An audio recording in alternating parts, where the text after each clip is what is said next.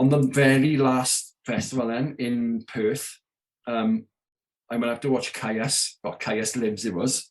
Because I never really knew much about Caius, but I went up and I was like, I want to fancy watching these. But when I went up, Lars and Rob Trelio were there, just up from me watching things. So, because obviously it was the band when everyone was watching, as I walked past, he kind of caught eyes and I was like, showed him, I was like, oh, my Metallica tattoos, love your band, and all that. And he was like, oh, cool. And I was like, this is awesome. And as I went out the back of the stage and down the steps, and I was on my phone getting some sick Wi-Fi signal to text my girlfriend. I was like, oh my God, blah, blah, blah. And as I was doing it, down the steps comes James Hetfield, just coming down the steps. I was like, if I don't do this now, I will, all my family, we all love Metallica. My nephew's name is James Hetfield Lawrence. Wow. That's how much we love him. Yeah, that's how much we love Metallica. It's like he's mad into his guitar as well, my nephew, and he started learning via YouTube just after Christmas last year. You got the same ripping solos now. Anyway, so he come down the steps and I was like, if I don't do this now, I'm going to regret this in the rest of my life.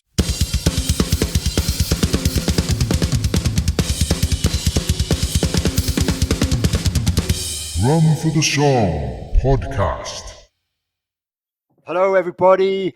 This is another episode of Drum for the Song podcast. I am your host, Dane Campbell, and today's guest is my good friend and fellow Welshman, Gareth Snoz Lawrence. At the moment, Gareth is playing in a band called Valhalla Awaits, who are very, very excellent. He also played in another band called the Blackout. So we'll talk about both bands today. But how are you doing today, man? I'm all right. A little bit slow. I had a tough out last week, so I've been struggling all weekend. But Solfadine is my friend, so I'm all right. I'm good to go. Massively good to go. I appreciate you doing it. I can imagine it must be a lot of pain. I hate the dentist. Fortunately, I haven't had to have any teeth out for a long time. You know. I've had problems with this since the end of November, and it's just culminated in me crying at one point. Well, it wasn't, but I felt like I just needed to cry because I was throbbing. The only thing that would help, it was cold water. So It was weird. Yeah. Apparently, from when I Googled it, it was a gangrenous pulp in my tooth because my tooth was dying. Yeah, So every time a cold water went on it stopped it. And then when that wore off, it was pulsing and my tooth was like, I want out. Yeah, so I've had it out, and that was the end of me for a couple of days. I'm right now, good to go. Yeah, going forward is obviously going to be much better for you. But thanks for coming on and thanks for agreeing to do it. I know we've been talking about doing this for quite a long time now. Yeah, so we've kind of like, let's get you on at some point. So I'm glad to finally get you on. It's been great. And nice, thank you. Thanks for having me, bud. Thank you. Yeah, no worries. We got to catch up in person a little bit last year, which was nice as well. So yeah, it's been a long time. But as we normally start this, obviously we're both drummers. You're a drummer. I know a little bit about your influences and stuff like that, but why didn't you tell everyone how you originally got into drumming, and who influenced you back in the day and whatnot? Because I'm an old man. I'm a 41-year-old man now. See, I'm back in the day, we wasn't using drums, it was just pots and pans. I probably started drumming when I was about 13, 14, only because a couple of my friends played guitar and stuff and what have you. I always interested in music because going to watch bands and stuff, especially when I was younger and what have you. But my nan's next door neighbour. My nan lived 4 doors down from where I lived, and her next door neighbour, there was an old couple that lived there. They passed away, and the boy who went in the next was a youngish fella. He was like where I lived, a tiny little village. He was from Bramau, which is a couple of miles down the road. Like, he came, long hair, you know what I mean? This was like early 93, 94. He had long hair, and he always wearing like Metallica and Megadeth t-shirts. We were like, oh, he's super class, wicked.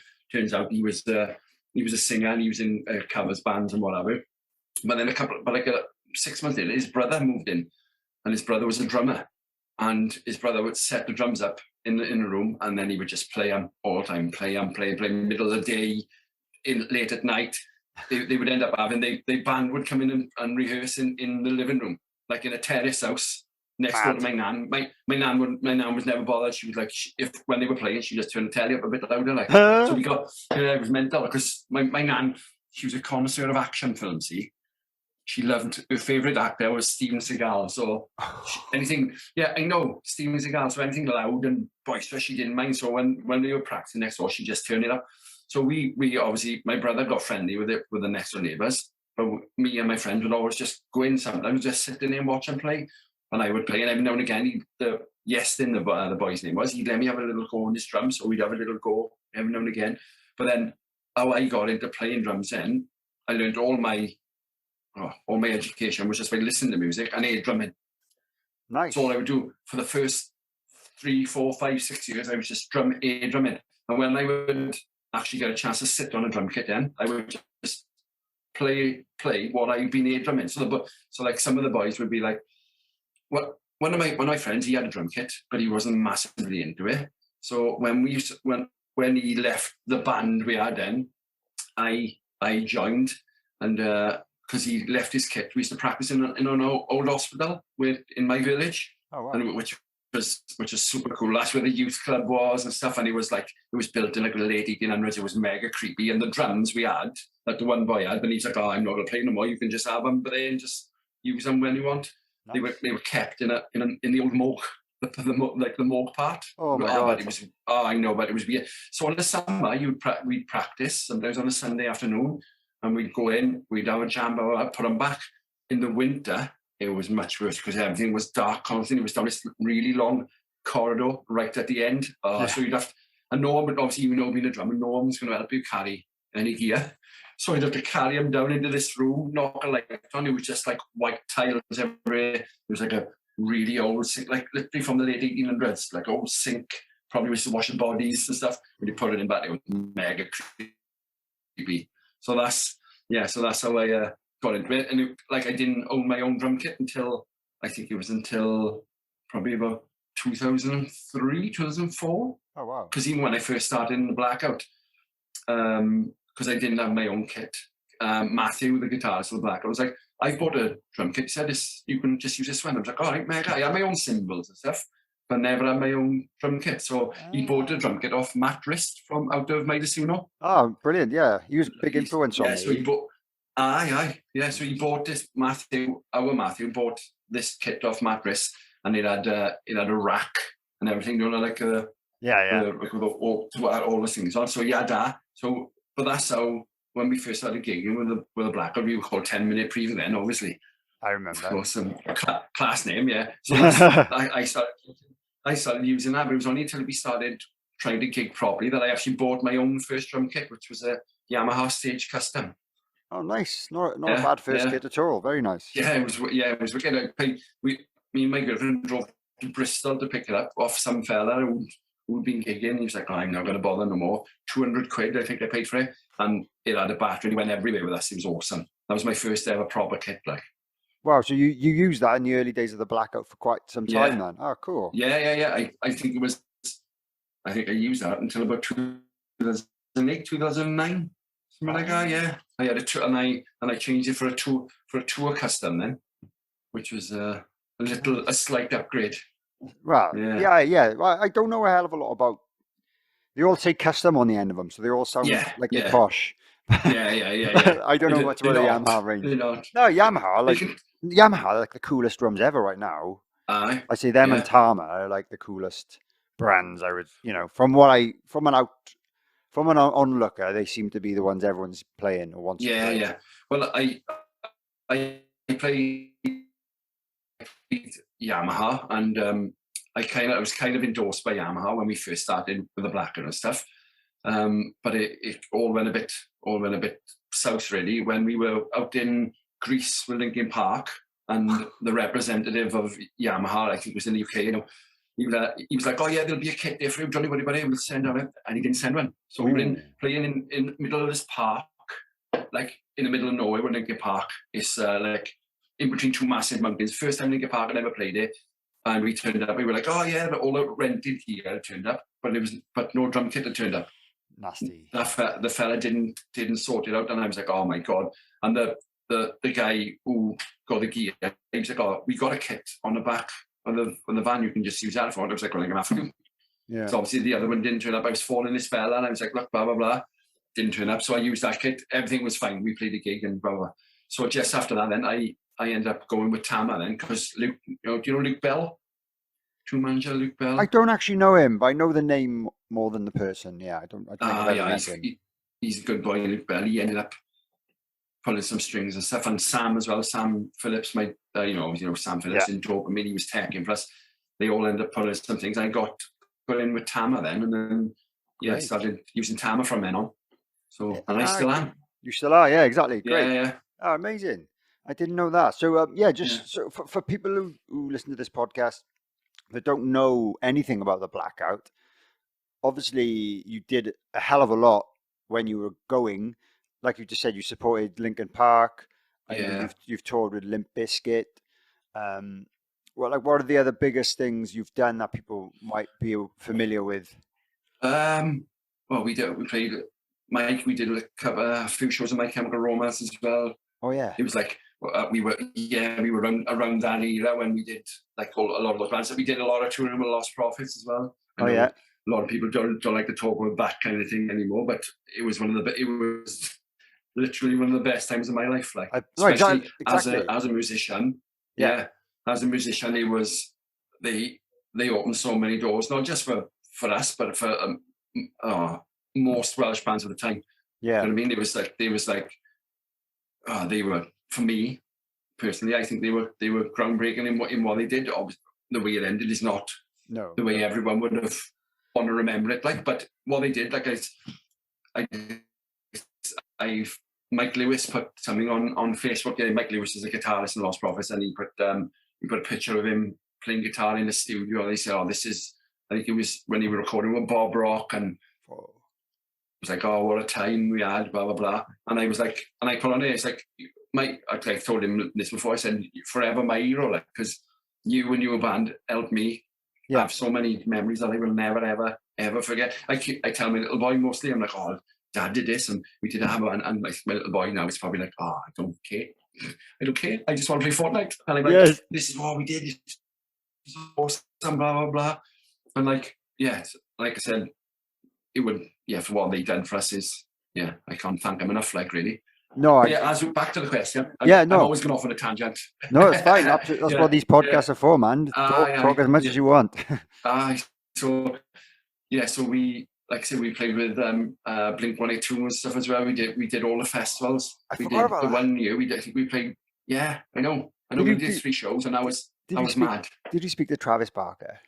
No, I didn't get a chance. I was in the one show we played in Bournemouth.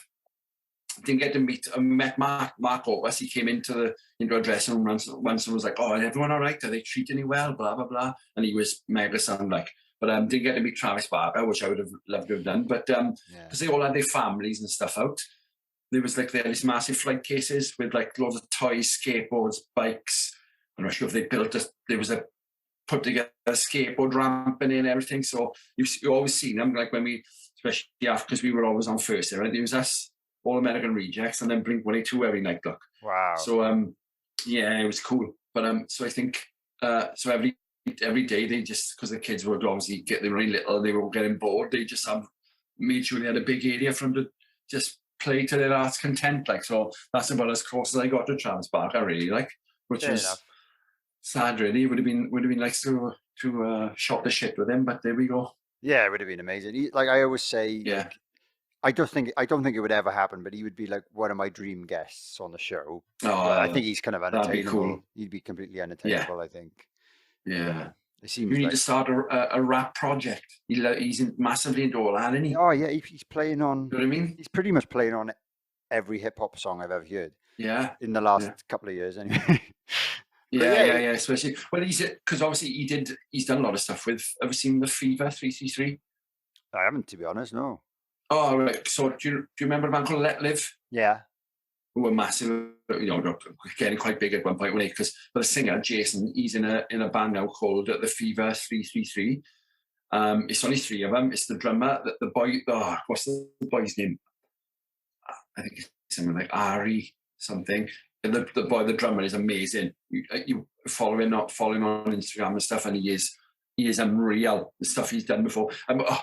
Me going off on a tangent again now, but I remember seeing a YouTube video years ago, about 4, 5, 6 years ago, maybe, and it was like, the title was like, awesome drummer does, at a clinic, does something or other. So I watched it, and it was this kid, and he was obviously a little bit younger then, but on his snare drum, he said, because obviously he was going around a kit and he was doing some mad stuff, on his snare drum, he said, listen to Let Live and Flood of Red. And I was like, What? That's mad. Yeah. I was like, that's mad. So obviously Flood of Red was a Scottish band. Yeah. Well, this kid had obviously been in a band years ago and toured Scotland or toured the UK with Flood of Red, loved them as people, blah, blah, blah. So that, and ends up, and this is Spoy now, he's in a band called Fever 333. But we did Crown Tour with Let Live and the Fever 333 when they released their first album. Travis Barker drummed on the whole album. So when he's done stuff for them in the past, he's like the boy we know, Jason, who was a singer Let Live, is good friends or a good acquaintance with Travis Barker. Oh, well, so maybe might have to hit you up like maybe. I'll see. I'll forward the podcast to him and see if Travis want to go on your butt. Yeah, you probably be like no chance in hell. But I know he's done Joe Rogan. But it's worth a try. He's worth it. I love it. You never know, because I watch him on the Joe Rogan podcast he did, and that was like, that was really interesting actually. And I'm like, if he just wanted to chat about music and drums specifically, it might be quite cool. But anyway, moving on. Nothing about conspiracy theories. No, nothing about that. No, nothing about that. It's a strange with Joe Rogan, really. But that's all he talks about nowadays. Anyway, so obviously you didn't meet Travis, but I'm pretty sure you've told me, or other people have told me, during your career with the band, you did meet loads of very cool people. So can you remember some of like the coolest people you met? Well, so I'm a massive Metallica fan. Like Metallica might always be my first album I ever got given to me was Unjustice for All, which is my favorite Metallica album, even though there's no bass on it. There's some bass on it, but it's you really got to search for it. Yeah, tiny little bit. So in 2013 we did Soundwave Festival out in Australia, which I don't know if ever Soundwave Festival. It was it's awesome, like a traveling download. It was amazing. Yeah. And Metallica were on that festival. So I think it was either the first or second year. They had 2 stages. So I think Metallica headlining were like the ultimate headliners, but then Linkin Park were the other headliners on the other stage. Wow. Which was awesome, because imagine if that festival on the one day, those 2 bands. But I think throughout the day then, like so there was like a local opener on our stage. Then it was a Japanese band. I can't remember. During Grey, because they're massive. It was a Japanese band anyway, and then it was us. And then straight after us, it was Anthrax. What? Straight after that, I know. Above us, and straight above after Anthrax, it was Stone Sour. Whoa! Straight after Stone Sour was Slayer. What?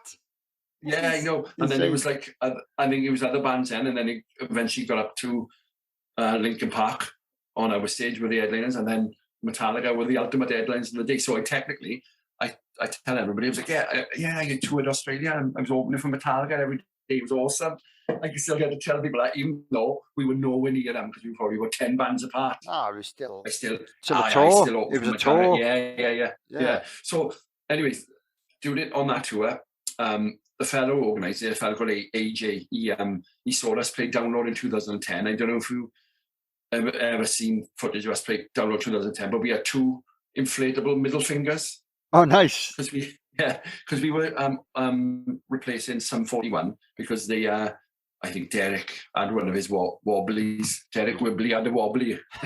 No, but I think something happened that we went instead of him. So we were just below him. We took on the second stage, so we were like main support on the second stage. So we took Blink-182 slot, and loads of people went after, but they're like, "Oh, you can't put that band instead of them, blah blah blah." So because we knew we were going to get loads of shit for it, we had 2 like 30-foot inflatable hands. Wow. But we asked the fella, we were like, can you put the fingers down so So that they like that. And he was like, oh, I can do that easy. Wicked. So we had that. We had a massive backdrop made. All it was all black. And it had the blackout on it. So in white writing, super basic.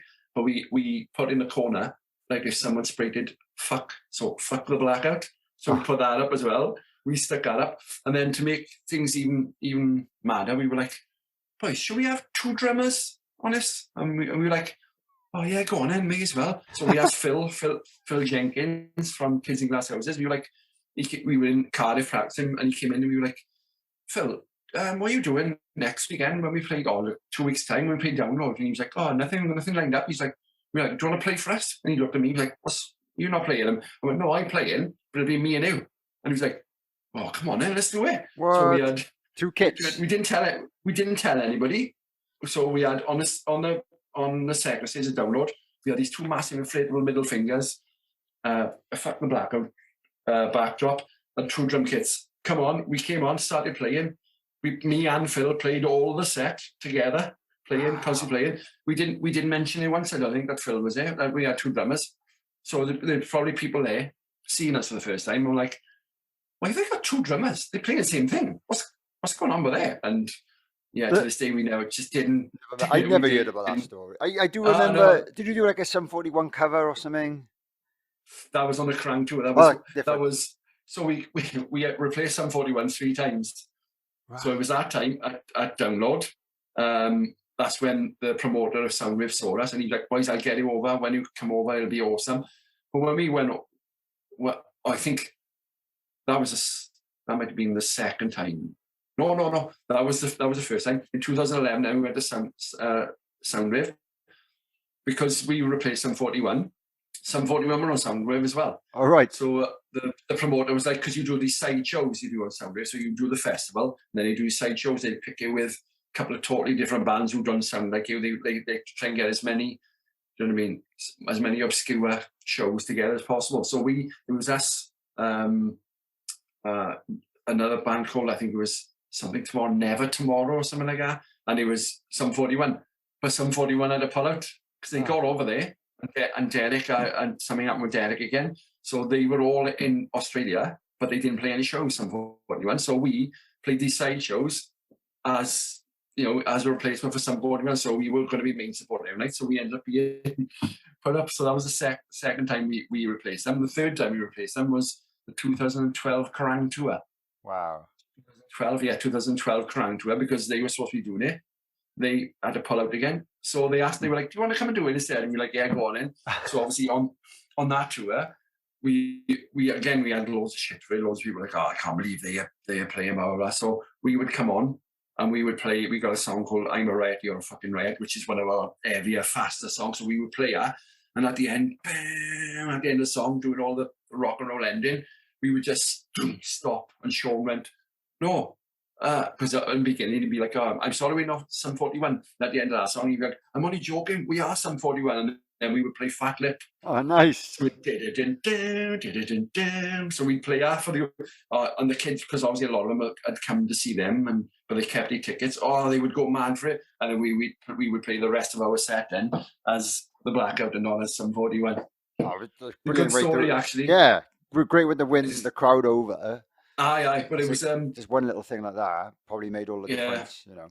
One of the a good story with that was when we were out in Dublin. So it was a day.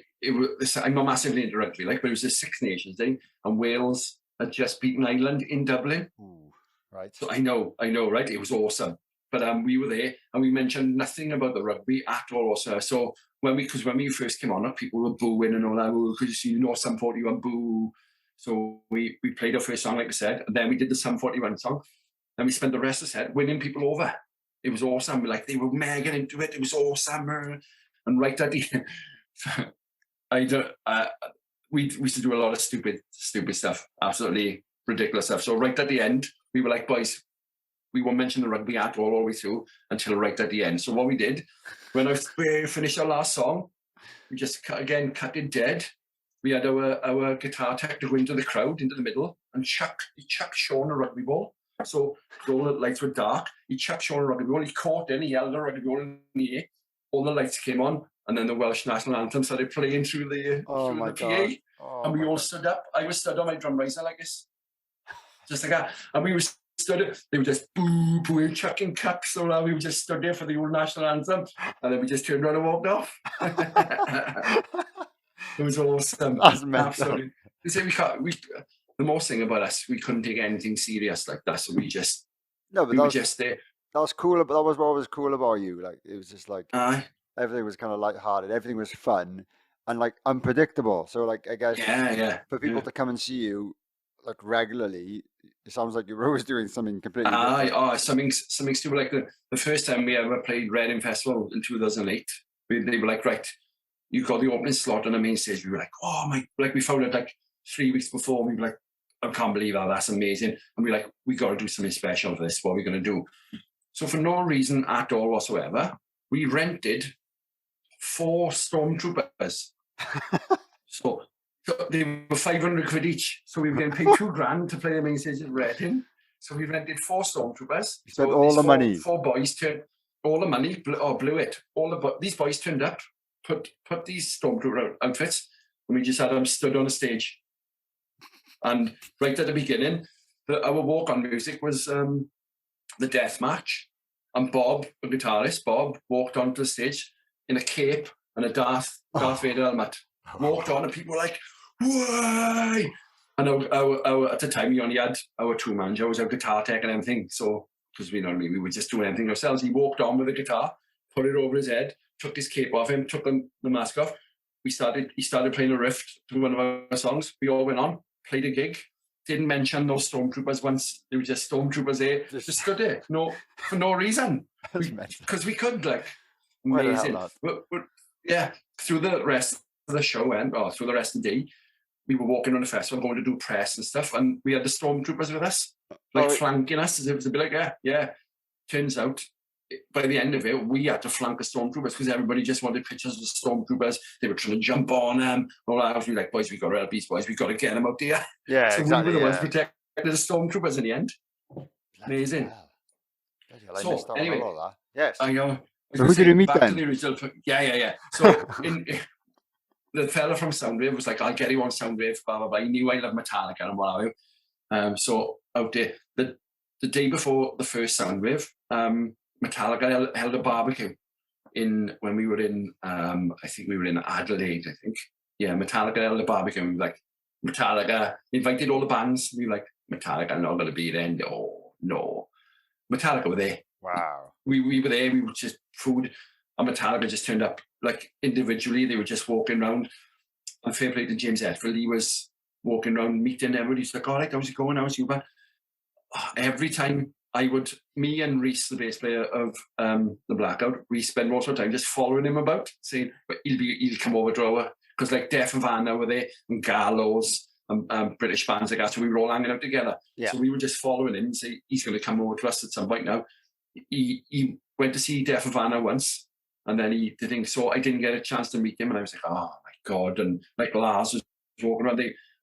I don't know about you, if you were the same, but every time I've been in a room or in the vicinity of someone I love, I will never just go on to them and go, oh, excuse me, I love you. I will wait until there's an opportunity. Oh yeah, I definitely. I won't just go. I won't just go and poke them. See, it's when they buzz in. Yeah. You know what I mean? So me and Reese were trying to wait for the perfect opportunity. Couldn't do it. Couldn't get him. All of a sudden, he disappeared. He'd gone. Gutted. So we were out there for like 2.5, 3 weeks. So we did, like, I think it was 5 or 6 festivals. And every now and again, you would see them walking about, but you couldn't get anywhere closer to them because it's Metallica, and you couldn't get anywhere near them. No. On the very last festival then in Perth, I went up to watch Caius, or Caius Lives it was. Because I never really knew much about Caius, but I went up and I was like, I want to fancy watching these. Yeah. And when I went up, Lars and Rob Trujillo were there, just from me watching everything. So, because obviously it was the band where everyone was watching, I just, as I walked past, he kind of caught eyes, and I was like, showed him, I was like, oh, my Metallica tattoos, lovely band, and all that. Yeah. And he was like, oh, cool. And I was like, this is awesome. And as I went out the back of the stage and down the steps, and I was on my phone getting some sick Wi-Fi signal to text my girlfriend. I was like, oh my God, blah, blah, blah. And as I was doing it, down the steps comes James Hetfield, just coming down the steps. I was like, if I don't do this now, I will. All my family, we all love Metallica. My nephew's name is James Hetfield Lawrence. Wow. That's how much we love him. Yeah, That's that's how much cool. we love Metallica. It's like he's mad into his guitars. Well, my nephew, and he started learning via YouTube just after Christmas last year. You got the same ripping solos now. Anyway, so he came down the steps, and I was like, if I don't do this now, I'm going to regret this in the rest of my life. So he came down the steps, and I was like, oh, I think I said Mr. Hetfield. He was like, oh, Mr. Hetfield. I liked him. He was like, oh, hey, how's it going? And I was like, oh, I just want to let you know I'm a massive fan. I said, I have been since I was a kid. I said, I've shown him my tattoos. And he was like, oh, that's cool. And he was like, oh, are you playing? Are you in a band? Are you playing today? I said, oh, yeah, I'm on the festival tour. He went, oh, what's your slot? Where do you play? And I was like, oh, we're on like early, we're like second or third on Just For Anthrax. And he went, oh, it's a tough slot. I went, yeah, I know.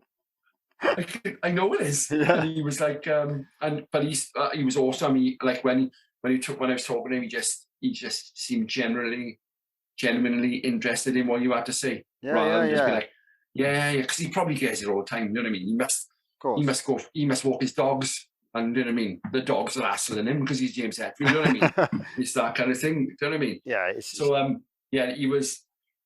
He was good as gold. He was awesome. And then Ryan Richards took the picture, because I got a picture of me and James Hetfield and Ryan, because Ryan was going to stage or coming down, and he was like, oh, do you want me to take a picture? I was like, yeah, wicked sound and whatever. So he took the picture. Wow. And it was amazing. And I walked from that stage back to the dressing room like I was floating. I didn't know what was happening. I was like, like in Talladega Nights, you don't know what to do with your hands. Oh yeah. It was like I was like when I went in the room, the boy was like, what's happening? I said, I showed him a picture, like, oh, that's awesome, blah, blah, blah.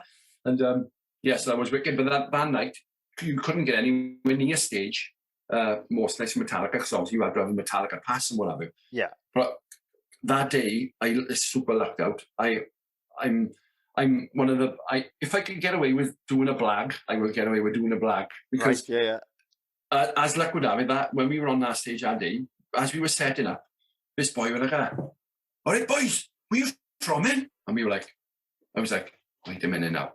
I'm in Perth. I'm literally upside down where? Yeah. On the other side of the world. And all the people I know who talk like that are with me. I turned around and it was this boy, a stagehand. This boy was a stagehand, originally from Merthyr. And he was like, all right, where you from? And we were like, Merthyr. And he was like, yeah, I'm me. Where you from, though?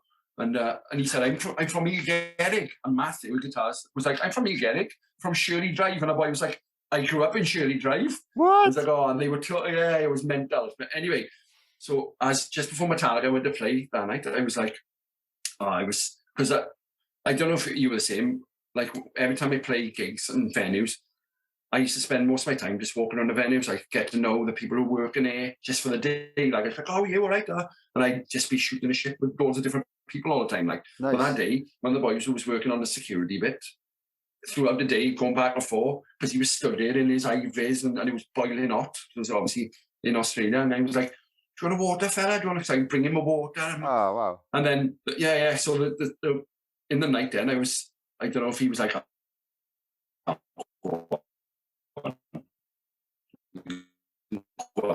but to get up onto the stage, you had to go past security, show pass and what have you. So I got up there onto the top bit. I was like, I'm not going to be able to stay by here now to watch Metallica. I know I'm not, like, because I am going those passes. But so as we were stood there, and they were like, right, if you don't get a pass, you got to leave. And all the stage hands were there. And I was talking to that boy from Merthyr, and we were stood there yapping. And he went, right there, all stage hands, get your positions ready, blah, blah. So he was like, oh, I got to go over there now. I got to go do some work. I was like, all right, that's all. I walk over there, you know. So I walked with him. Oh, wow. So I walked past all the like kind of like the checkpoints. So I walked with him and we were talking. And so he was like, right, he was like, oh, I got to go to work now over there. I was like, oh, okay. So he was like, stage left. So I just kind of walked to the side of the stage and just stood there. And no one said anything to me. So I spent my whole time there. Just Metallica came on, playing. I was watching. They were side of the stage. James Hetfield like walked in front. We're like, you got like on the side of the stage where they got like the big screens, but underneath it you got like a mesh thing with like Soundwave written on it, or like in red, it'd be red in. Yeah. Obviously he was playing behind it, and it was like a a spotlight on him constantly. So he was literally like, I'm by you, and he's there playing in front of me. I was filming him, just him playing in front of me. I filmed Metallica. Oh, it was amazing. I was FaceTiming with my brothers and FaceTiming with my friends. I'm on stage, Metallica over there, and they were all like, oh my God, absolutely unreal. As we were there as well then, we just sat there watching Metallica, and Chester Bennington walked up the side of the stage to watch Metallica. It was him, and I think it might have been the DJ, I think. Is it Joseph Ham? I'm not sure. From Linkin Park. Yeah. Well, they were there. They were just a little bit further over. So I leaned over, tapped him, and he was kind of like looked at me. He was like, "All right." I was like, so I put on my phone. I was like, "Oh, I'm the drummer of the Blackout. We played with you a couple of years, blah blah blah." And he was like, "Oh, how's it going?" Kind of thing. And we were like, and I was like, "Yeah, how are you?" I was like, "Chester Bennington," and then just watching Metallica with Chester Bennington. This is cool. This is so cool. That day was the maddest day ever. That does sound. That sounds amazing. I'm so glad you had that experience, man. Because being. It's like I think it's just a bit of karma involved. Like you said about being, nice and friendly to the local crew and all that. And it's as if like the universe give you something back. Yeah. For it. I don't know. I don't know. Yeah. I don't know if you were the same now when you play yourself or when you've done all the years. But every time I used to play a gig or a tour, or every time I was on a bus, or every time I did something that was a bit mad, because like I'm from a village about that big, like every time something mad would happen, I'd be like, I shouldn't be doing this. This is someone's paid for me to do this now. This is Ant and Deck are going to come out and go, wow, you know what I mean? And that kind of thing. But every time something would happen, I would try and drink it in and live in there as much as I could. Nice. Like every time, as stupid as it is, I'd be like, every time we did a tour and we were on a bus, every night when I would go to bed in my bunk, because like the boys would be in the back lounge playing Call of Duty or something, or getting blocked because I don't drink. They'd be blocked, but I'd be in my bunk and I'd be like thinking, this could be the last time I'll ever do anything like this. This is awesome. Yeah. This is amazing. I love it. And so I would try and drink it in. And like every time I played a gig in a biggish venue, I would try and like what I did. Like I didn't like to be sat in the dressing room like just on my phone or just sat there doing nothing. I was like, oh look, I just wanted to drink this all in. But I don't know if you were the same. Every time I do play gigs, I feel as though I need to drink it in. I keep saying that sentence. So yeah, I just needed to be like you know what I mean? Because I think obviously being from where you're from, and I've worked so many different types of jobs in my life, and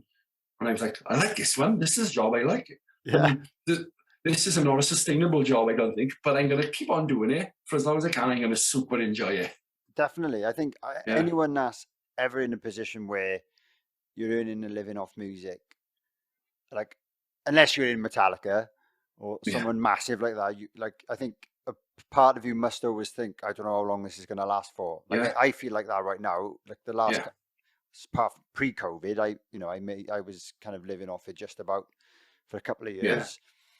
And now I've kind of gone back to doing other work as well.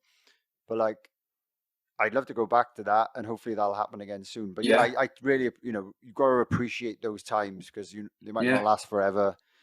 We don't all get massive breaks. No. Or we're not all talented enough. Yeah, I'm totally in that bracket without a doubt, because like I just see proper musicians sometimes. People are like people who can play the instruments properly. Like I'll honestly say now, I don't play the drums. I hit them. There's people who can play the drums. They know, proper musicians. They know everything about it, and they are super articulate in everything they do. And it's like, oh, it's brilliant. You put me in front of it, I'll shake my head and I will hit them. I am. That's what the music needs, isn't it? And like I guess I'm in a similar vein, and I'm definitely not the most graceful drummer. My technique and all that, isn't the best and all that. But same. It is what it is. But like we play in rock bands, and luckily you can get away with that kind of stuff in a rock band. Yeah. But I always remember we played with My Chemical Romance, and we played after I broke my shoulder. It was my first gig back, which is Wembley Arena, and I was like, oh my God, it's not going to hold out. This is going to be a nightmare. Anyway, played, loved it, mega into it. I did a radio show then, a couple of months after, with with a boy called Tom Deacon. I don't know if you've heard of Tom Deacon. He used to do a lot of Radio 1 stuff and all different things. But he did a radio show once, and I was a guest on it, and he was like, "Oh, coming up is Gareth Snoz Lawrence, drummer of the Blackout, blah blah blah." And then when I finally got on it, someone had sent a text in and said, "Oh, I saw that boy's band. I took my daughter to see My Chemical Romance. Or my granddaughter, I think he might have said, actually." He was like, yeah, he said, he was like, "Oh, I'd never heard of his band before. I'm not really into that, the music but I just took my granddaughter to see him." But he said, "The drummer blew me away," he said. "The drummer reminded me of John Bonham. I remember seeing John Bonham play in like the 70s." He said, "And just watch him remind me." And I was like, "Bro, seriously now. Seriously now. There's someone who can play the drums."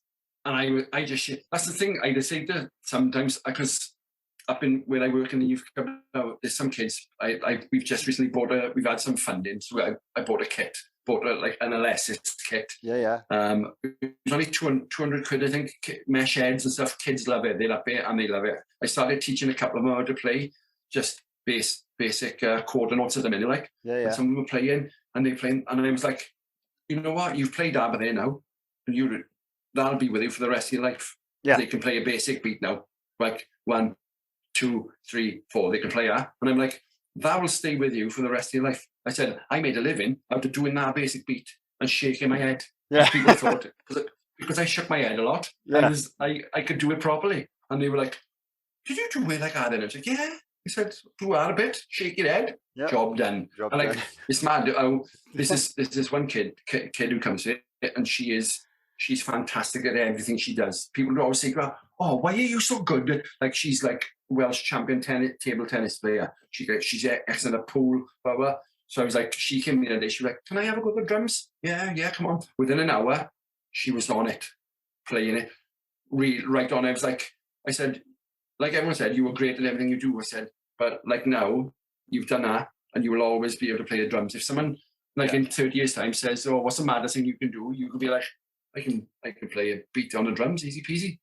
Do you know what I mean? So that's one of the things. That's one of the things that about youth working as well, is getting the kids to do something that they've never done before, and get them to think about that kind of thing, and they're like, "Oh, I'm a drummer now, eh? Yeah, class." I was like, "Yeah, I'm like, you're not far off my level, mind." I know what you mean. And yeah, I forgot you did a bit of youth work as well. And when I finished uni, I did a little bit of that.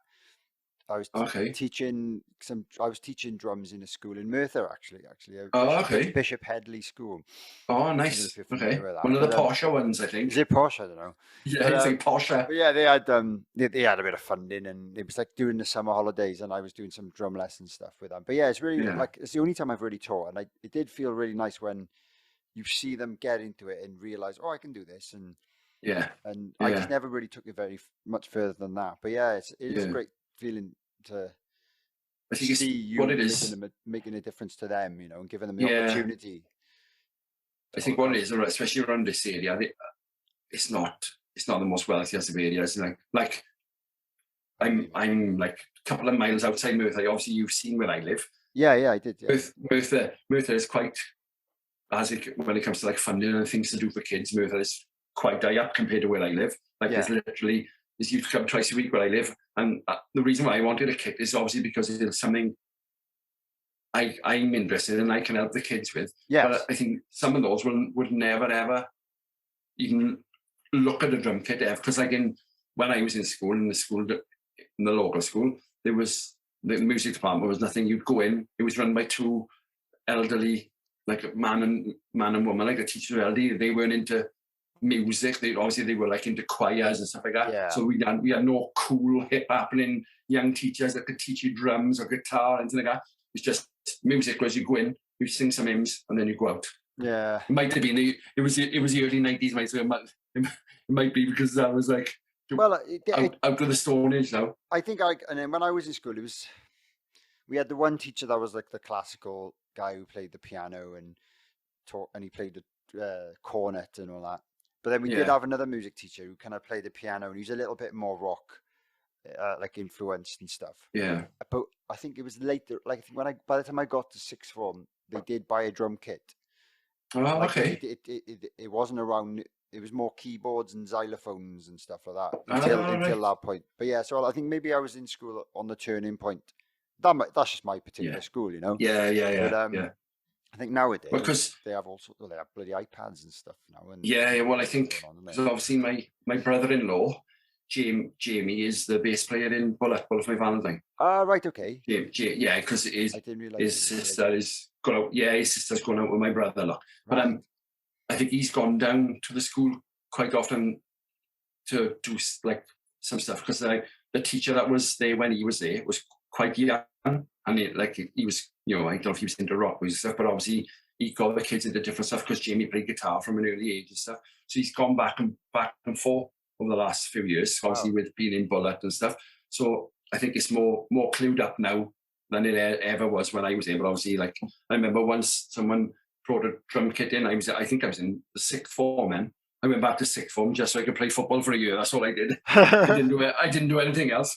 But someone had a kit in, so I remember putting a set of earphones on and playing along to Metallica Reload. Reload had just come out, so I was like 17 and I was there. And at dinner time, drums were set up facing the wall, so I just spent an hour just playing them.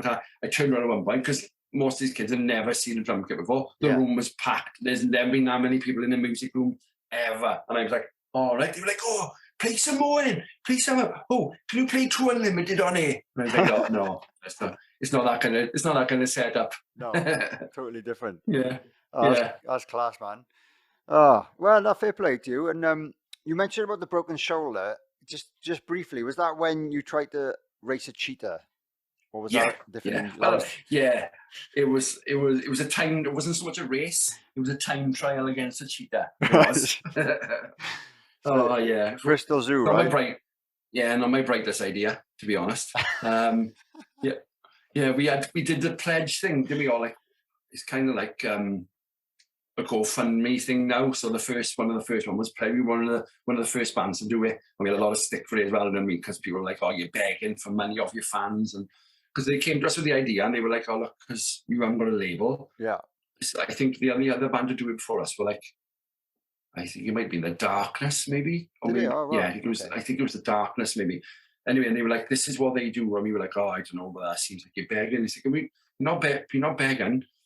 You're offering experiences that other people, you know, some people wouldn't be able to have with their favorite bands and stuff.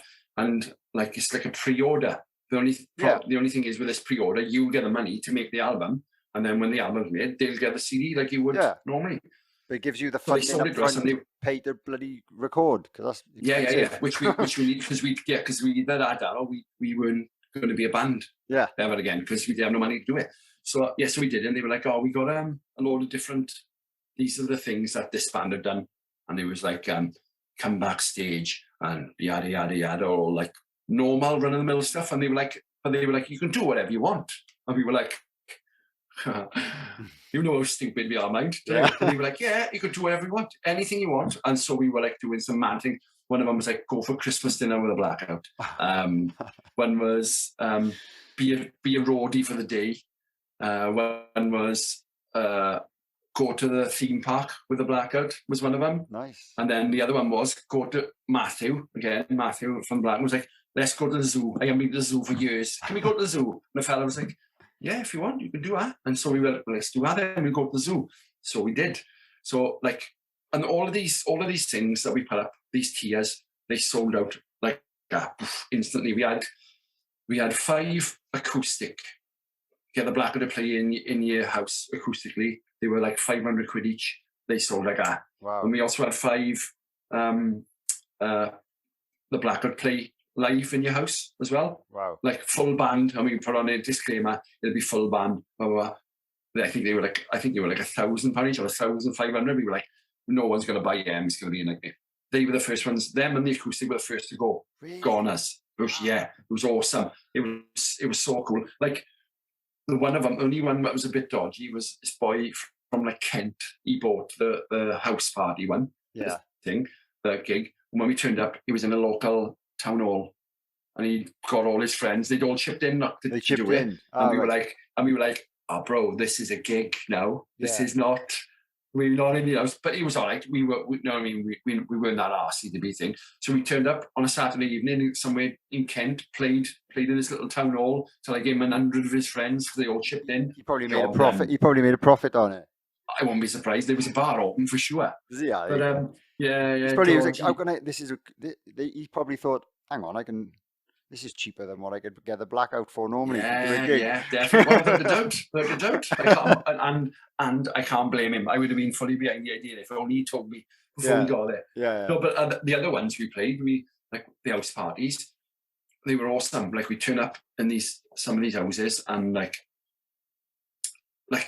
one of them was the girl who liked us. Her father was like a merchant banker, and like he was. Oh, but we were driving, the sat nav truck said, this is where you need to go. We were driving down this lane, and all it was just fields, and we were like, boys, are we going the right way? We're about to be murdered. And we were like, and we just tried driving down.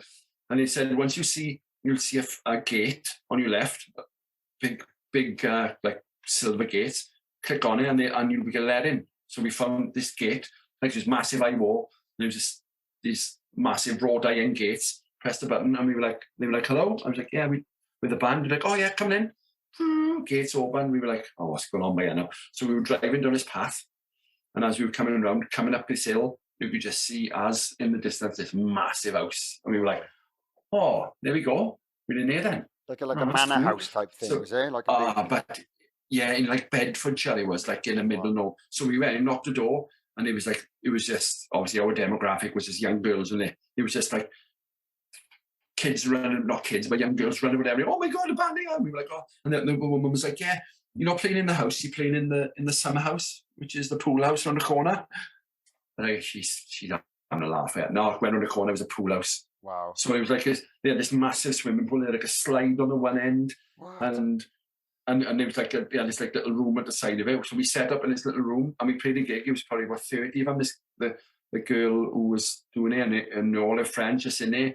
At the end of it, we were playing. They were like, "We're gonna go and jump in the pool now. Do you want to jump in the pool?" So we were like, "Got a slide. Let's do it." So all us boys like, just jumping in the pool. It was just, it was mad. It was mad. But it was like a couple of the pledge things like that. Like we went to this one house, and this the father was like he knew about Merthyr because he used to do haulage and stuff, and he used to do like something to do with scrap and stuff like that.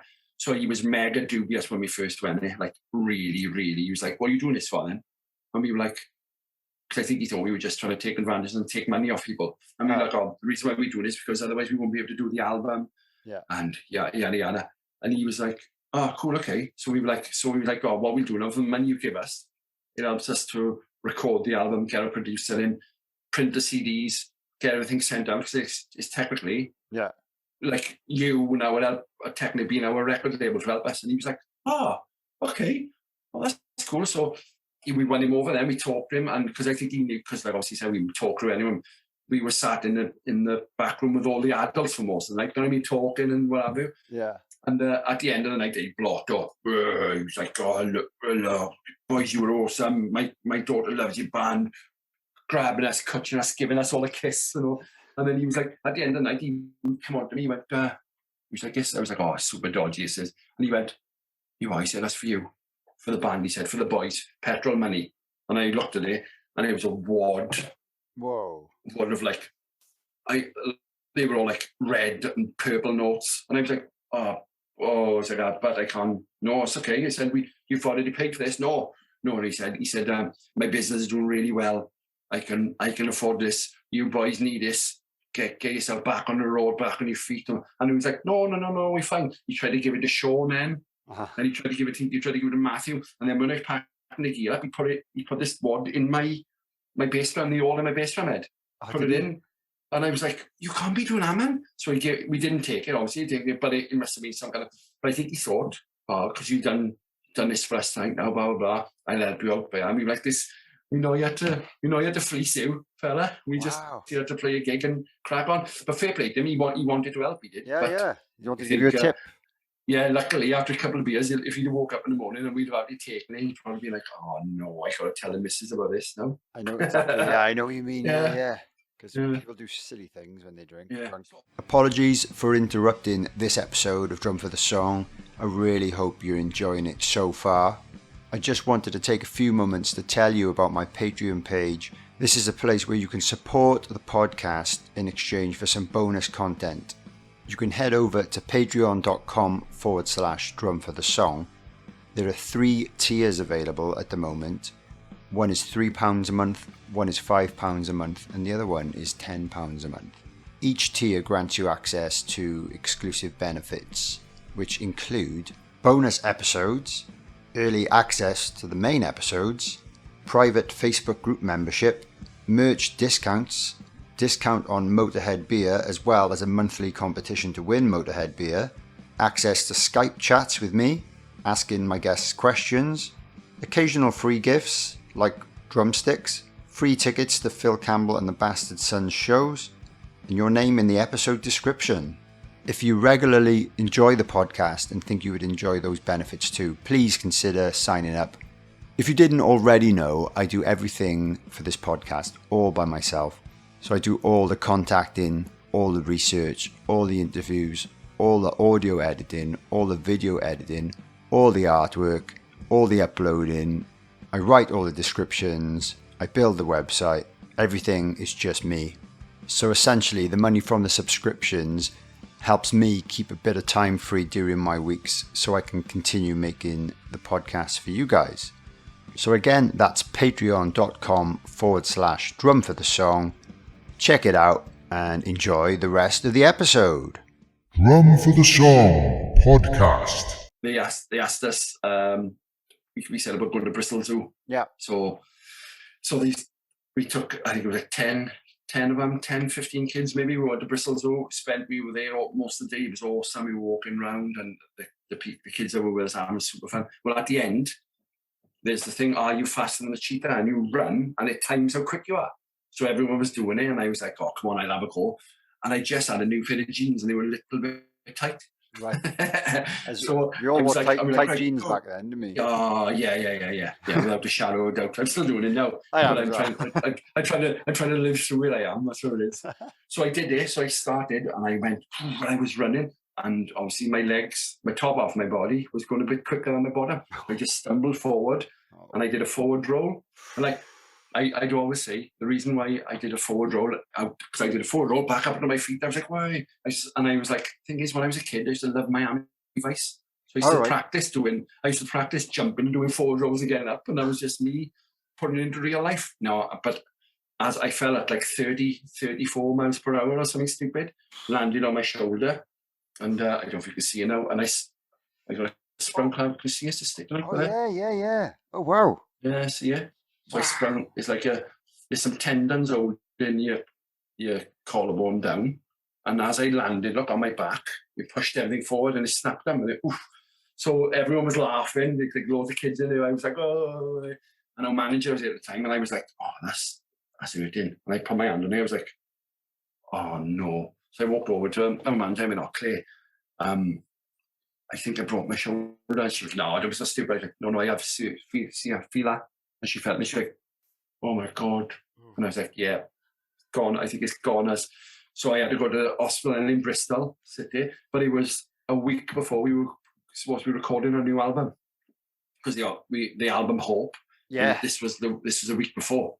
Or like 2 weeks, maybe like a week and a half, 2 weeks. But as soon as it happened, I was like, I'm not gonna be able to do that now. I was in a sling for ages. I said, I'm not gonna be able to do it. So instantly I text Sam Phillips, who was my drum tech. I was like, if it comes to you now, will you be able to listen to songs, have a go, and just maybe record them for me? Because we had Jason Perry, who done the albums. He got A Studios in London. Yeah.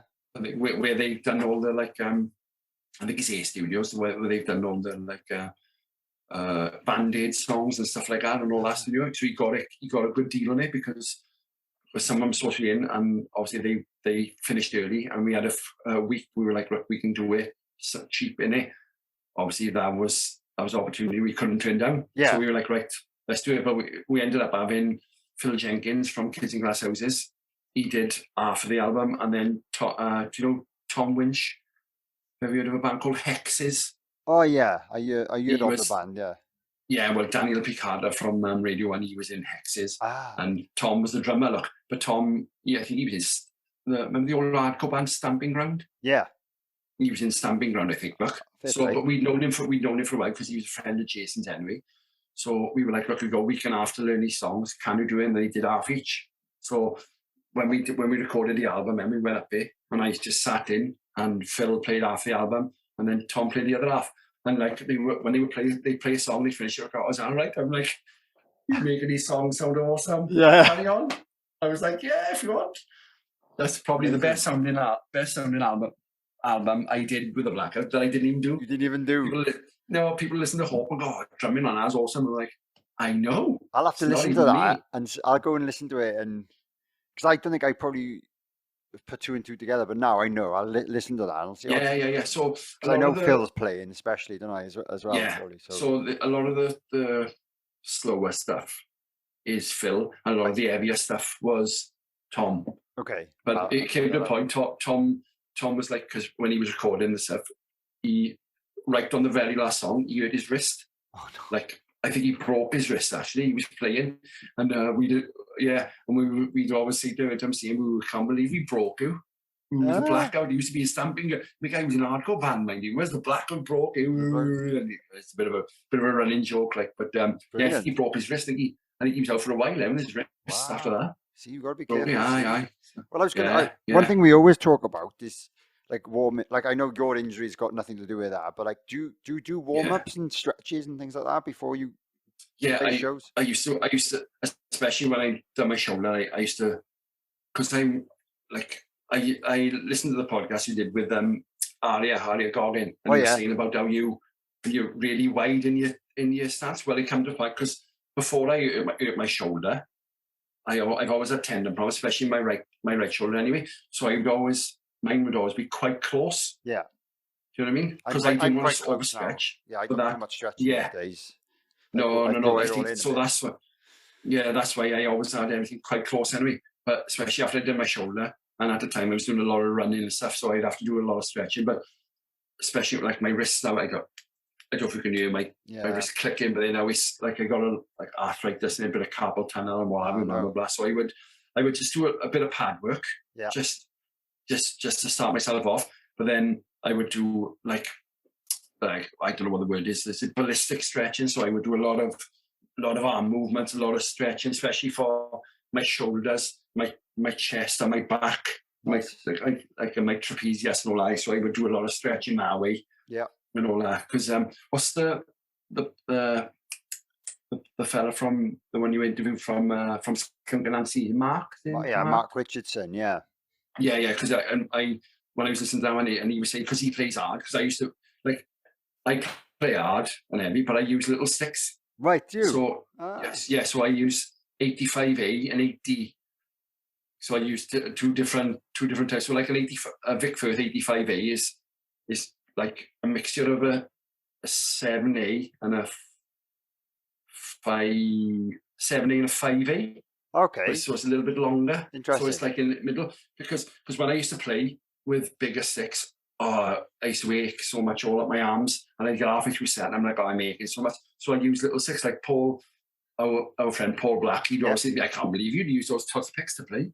Like, how many you use toothpicks? Like, I'm like, that's what I use. Because when I used to put wrap around them as well, so you make them a little bit heavier anyway. Okay, yeah. But that's what I use. I use such like, but you still use them now? I hit hard. Yeah. Cool. If I got a paper, I don't know if I got. Oh no, they might stick back now. I had a wedding, because I'm in a wedding band as well. I had a wedding the other day. I was like, I'm running out of sticks. So I had to take some of my sticks from you. So so it's 85A and 80. I use one of those Vic Firth, like. Fair play.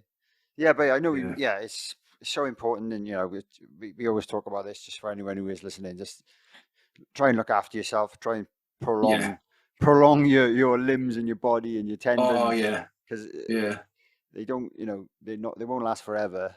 No, unless you look after them. Especially with my shoulder. Especially when I did this one, I used to stretch this one as much as I could.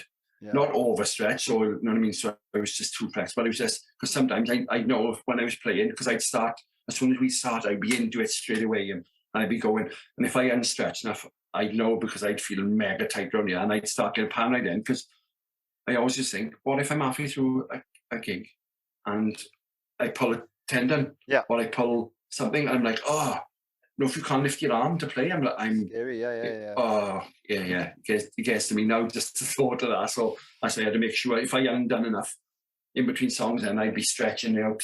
Yeah. And like, I mean, making sure that it was all right. Like, Good. Good to hear that. And yeah, so the other thing I wanted to touch on, which a little birdie told me, that you got to play God.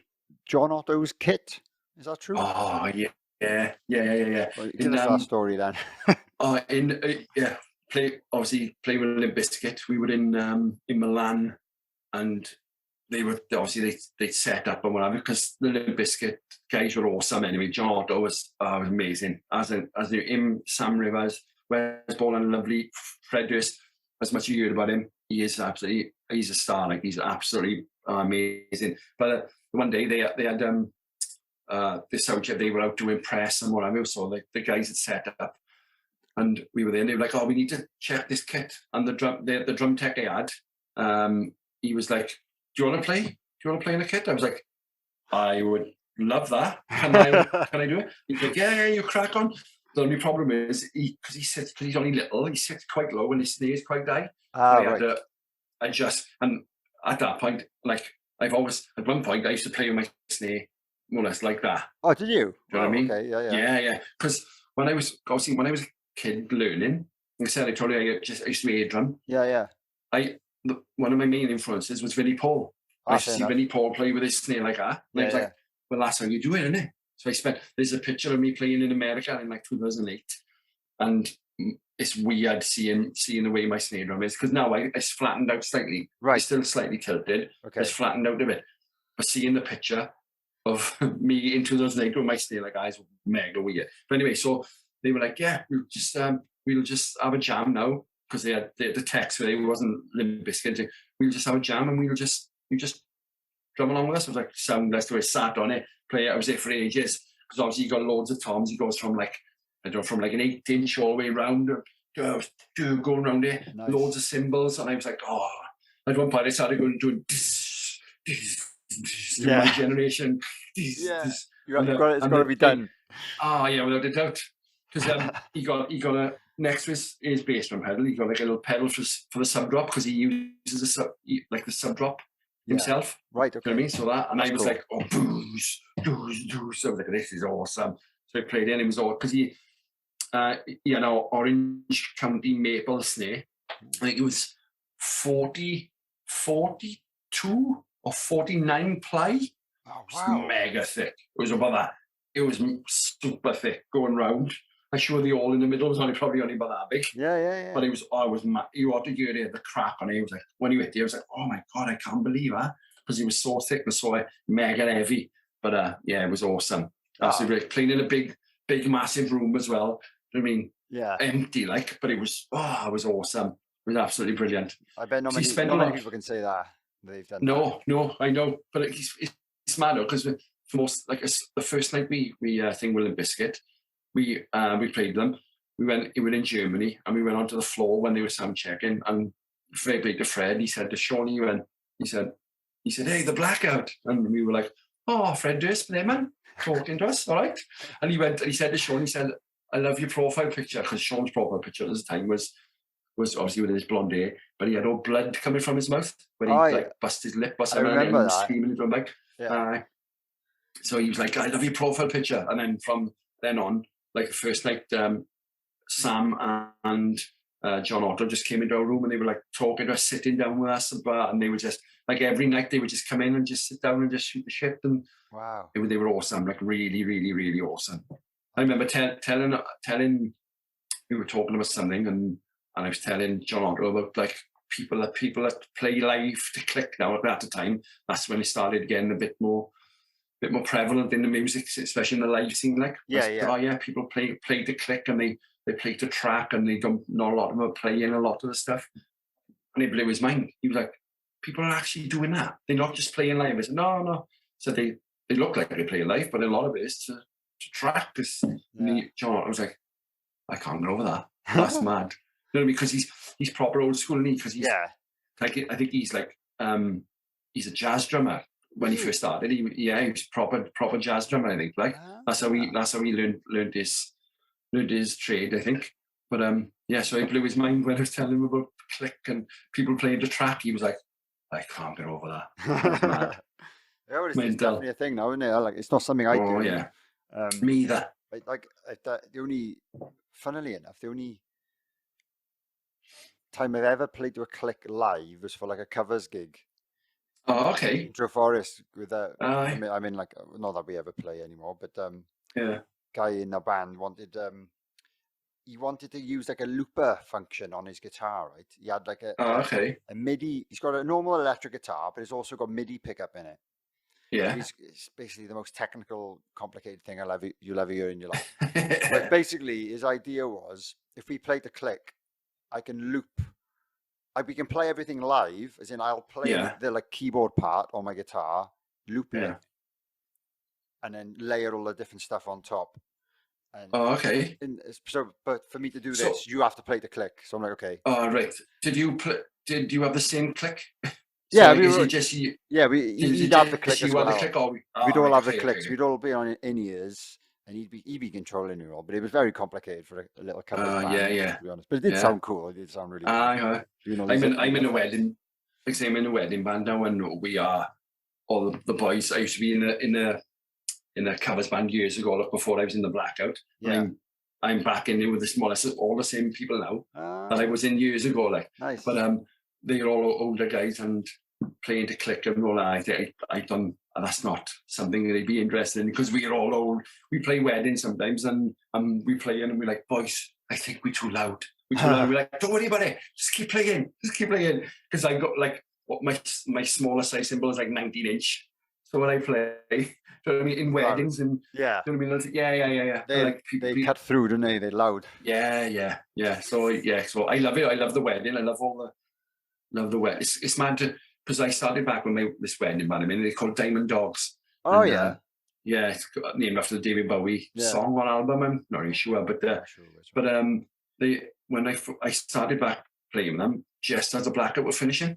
So my one buddy's like, I can't believe you were doing this with us when you're still, you know, in a proper band. And I was like, at the time I was like, I need the money, but also it's awesome to reconnect with people that I hadn't seen in a long time and blah blah blah. So it was awesome, but that was in like 2014. I went back. I mean, I've been with them ever since, and so we play a couple of pubs every now and again, but it's mostly weddings and stuff. I love a wedding just because they're good payers, and two, loads of buffet. Yeah, exactly. Or a sweet trolley. Sometimes I'll take 2 plates of buffet food over me, one for me and one for my older son and my Motley, my dog. So we'd both be sat there 2:30 in watching Sky Sports News, bit for me, bit for him, both of us here. Got to spoil him, see? Yeah. Oh, nice. That's good. I was wondering whether when the Blackout ended, did you take a little bit of time off? But obviously you went straight into doing that by the sound of it. So that's cool. Or there was a bit of a crossover. So oh, good. That's good. So you didn't I know a lot of people kind of just don't play anymore. They stop playing or whatever, and then maybe pick up something later on. Oh, that's cool. So I think that's what helped me, to be honest, because having that anyway was a bit thing. Like, obviously we started, me and Chris, who's the guitarist in Valhalla now, our children are the same age. Right. We used to see each other in the creche and stuff, and we'd say, I'd always be like, let's have a jam and all that. I always wanted to jam with him and stuff, because I just love the way he plays and all that. I remember someone was saying to me, he's not going to bother playing anymore. He's not really into it now. When I was talking to him, I was like, get your guitar out then, let's have a jam. And he'd be like, we could do and all this. But then we decided to do it one December 2017, I think it was. Nice. 2018. And he was like, we can have a jam for. We've got my garage. So it was middle of December, freezing cold. And that's when we first started jamming as Valhalla. Like, brilliant. So it was you two that started it, and then the boy, you were kind of gradually found the other boys. Recruited, yeah. Yeah. So this is where I'll introduce a bit about the band for people that listen to the podcast regularly or that know my band. Yeah. The singer of Valhalla Awaits is Andrew, who Yeah. did a few shows with us last year in the summer. So if you saw us play, or what did we do? Steelhouse Festival. We did some headline shows. Yeah. The one in France. You did something in One in France as France, well. yeah, yeah. So Andrew Hunt, the singer for us for those shows, Valhalla Awaits is his band. So go check them out. And yeah, please do. yeah, they're really wicked. Well, you are really wicked. It's like heavy. It's heavy, riffy, but still like it's good. I think it's original. Like it doesn't sound like a specific band. I can't think of one other band you specifically sound like, which I think is a good thing. I think with us, because we got so many different influences, all of us. Yes. And because I'm 40, Chris is like 30. I think Reese, the other guitarist, is like 30. Sam's not even 30 yet. Andrew's in his mid-30s. Yeah. So we've all got many different things, but we also got a similar liking for certain things that we all like together, which is cool. And because we've all come from so many different backgrounds and so many different things, that's what, like, some of the things you write sometimes I'm like, oh, that is mega heavy, that's thing. But then Andrew put his vocals to it, I'm like, oh, you've totally changed that now. That's awesome. Because like Andrew first came to my attention when as Valhalla, we played on our second gig, I think. We played with Buffalo Summer in Neverville. Ah, there you go. And we play, and when he first started singing, I was like, Jesus Christ, this boy can sing. I was like, bloody yeah, look at him. And then obviously Reese was singing for us for a while, but I think his singing took away from his guitar work. Yeah. And then his guitar work was taken away from his singing. So we were like, oh, look, should we look into try and get someone in and blah, blah, blah. And I was like, one day I was like, to the boys, I was like, Andrew, see the boy from Buffalo Summer, someone like that would be ideal for us, I think, because it's not, even though we're heavy riffs. Yeah. We don't really want to shout that, or we don't. Let's just give some kind of light to our shade kind of thing. So I messaged him. I was like, oh, do you fancy? We're after a new singer, and I said, someone like with you arranging stuff is what we're after. Do you fancy putting? I was like, do you fancy putting some vocals down onto some of our tracks just for us to know what it sounds like? Say, because we could be barking up a wrong tree and might not be what we're after. Yeah. So he was like, yeah, no problem. So we did it, and we were like, as soon as he sent us a track back, we were like, oh, that's good, isn't it? Yeah. And we were like, right. How do we get him on board now? Then so we were just like, oh, do you want to just have a jam and stuff? And he was like, yeah, wicked, let's do it. Nice. Because he's like, he got musically, he is. He plays guitar really well. Yeah. He sings really well. Like he's the same. He's in like a covers band as well, but also he's in Buffalo Summer, and he was in Lethargy as well. You know what I mean? So he's got fingers in different pies everywhere. So he's always into something. But his enthusiasm to be in the band and join with us was awesome. Absolutely awesome. We loved it. Great. I'm glad that's how it went. And he's just a lovely human being. Be around as well. Top notch. Yeah. Like, good thing with me as well, because he loves football. Yes. I love football, so we can talk about that. He loves all, like, old school, like, he massively into Incubus and stuff. I love Incubus, and, like, he loves, but, like, he's massively into his grunge scene and stuff. I'm, like, growing up, I was never really into the grunge scene. I was more into the metal scene. Yeah. But since, like, hanging out with him, and especially because the other boys are into that, like the Alice in Chains and stuff like that, it's opened my eyes a bit to all that, because like I said, years ago, I was a bit like, I'm not really massively into this, but now I get it now, I'm like, oh, why didn't I like this then? That's good, isn't it? Yeah. Do you know what I mean? I was similar, and I guess I was a little bit younger, but I remember like Nirvana. Obviously, I knew Nirvana, and I'm one of the first bands I ever played in. I had to play a load of Nirvana songs, and then I was aware of like Pearl Jam and some of their biggest hits, but I didn't. It wasn't until like I was like mid-20s, I got into Soundgarden, and they blew my mind. Class. Mind blowing out, and the variety on their albums. So like, if you haven't really digged into the Soundgarden stuff, just go check that out. It's class. Yeah. And like it was weird, because I thought grunge was all about not being able to play particularly well, and just more about the song and a bit of noise. But like Soundgarden, they're all amazing musicians as well. Yeah. Like different time signatures going on, and obviously the vocal is incredible and stuff like that. Yeah, but it's like completely different. And like I never used to understand how that was the same genre. Yeah. Yeah, strange, isn't it? Yeah, It's weird. like a lot of the bands from that time. Like I think because everyone lumped Nirvana as the be all and end all. Yeah. And some people hear some of the songs like Territorial Pistons and stuff, and they're like, oh, no, I'm not really massively into that. But then you like the musicianship in like say Alice in Chains and stuff like that, and obviously coming to my attention now, I'm like, like now, like I say, why didn't I listen to this before? Yeah. Oh God, It's I cool. was too busy. That's what's good about Too the busy history of listening to music. metal. Yeah, well, Yeah. room for it all. It's just, Yeah. but it's great that like there's so much music to go back and forth and to check out, and yeah, that was just one example of a band that like I just completely missed them the first time around. Yeah. And, Yeah. But yeah, they're amazing. But yeah, so Valhalla Awaits. Now you've got some stuff coming up, haven't you? So do you want to tell us about that? Yeah, we got a single coming out now in, I think it's the January 11th, but we also got February 11th. We got a video in on the 18th, I think. Nice. Which because we shot a video a couple of weeks ago down Music Box and stuff, which is awesome. And we haven't done nothing like that for a while. Well, I hadn't done nothing like that for a while. Yeah. So it was wicked, but it's going to be part of an EP, which hopefully is going to, I would say maybe end of February, beginning of March, is going to be coming out. And the EP is going to be called The Reckoning. Nice. But our last EP, which was out last year, was called Condemned. So it's like that's available now for people to listen to. Yes, yeah. So there's like 4 songs there. It's going to be 4 songs on this new one. Yeah, so we're just trying to get out there. We've got a couple of gigs lined up and whatever. So we got playing with Florence Black in April down in Cardiff, opening for them, which will be cool. We play in Planet Rock Winter's End as well. Yeah, we're playing that as well. Yeah, you're on a Sunday, right? So, yeah, we're playing Sunday. Yeah, we are Saturday. That's a shame, isn't it? Yeah. So I don't know. I mean, the boys like you might end up sleeping in the van and staying there for the Sunday. Who knows? Well, the Sunday's going to be really good. I think the lineup's really good on a Sunday as well. Cardinal Black plays Sunday as well. Yeah, I'm friends with them. Yeah, so yeah. They're brilliant bands. Yeah, good boys. Good boys. Yeah, very talented. Yeah. But yeah, cool. Well, yeah. So everyone check out Valhalla Awaits. For anyone that's curious, obviously you've got the Blackouts back catalogue as well.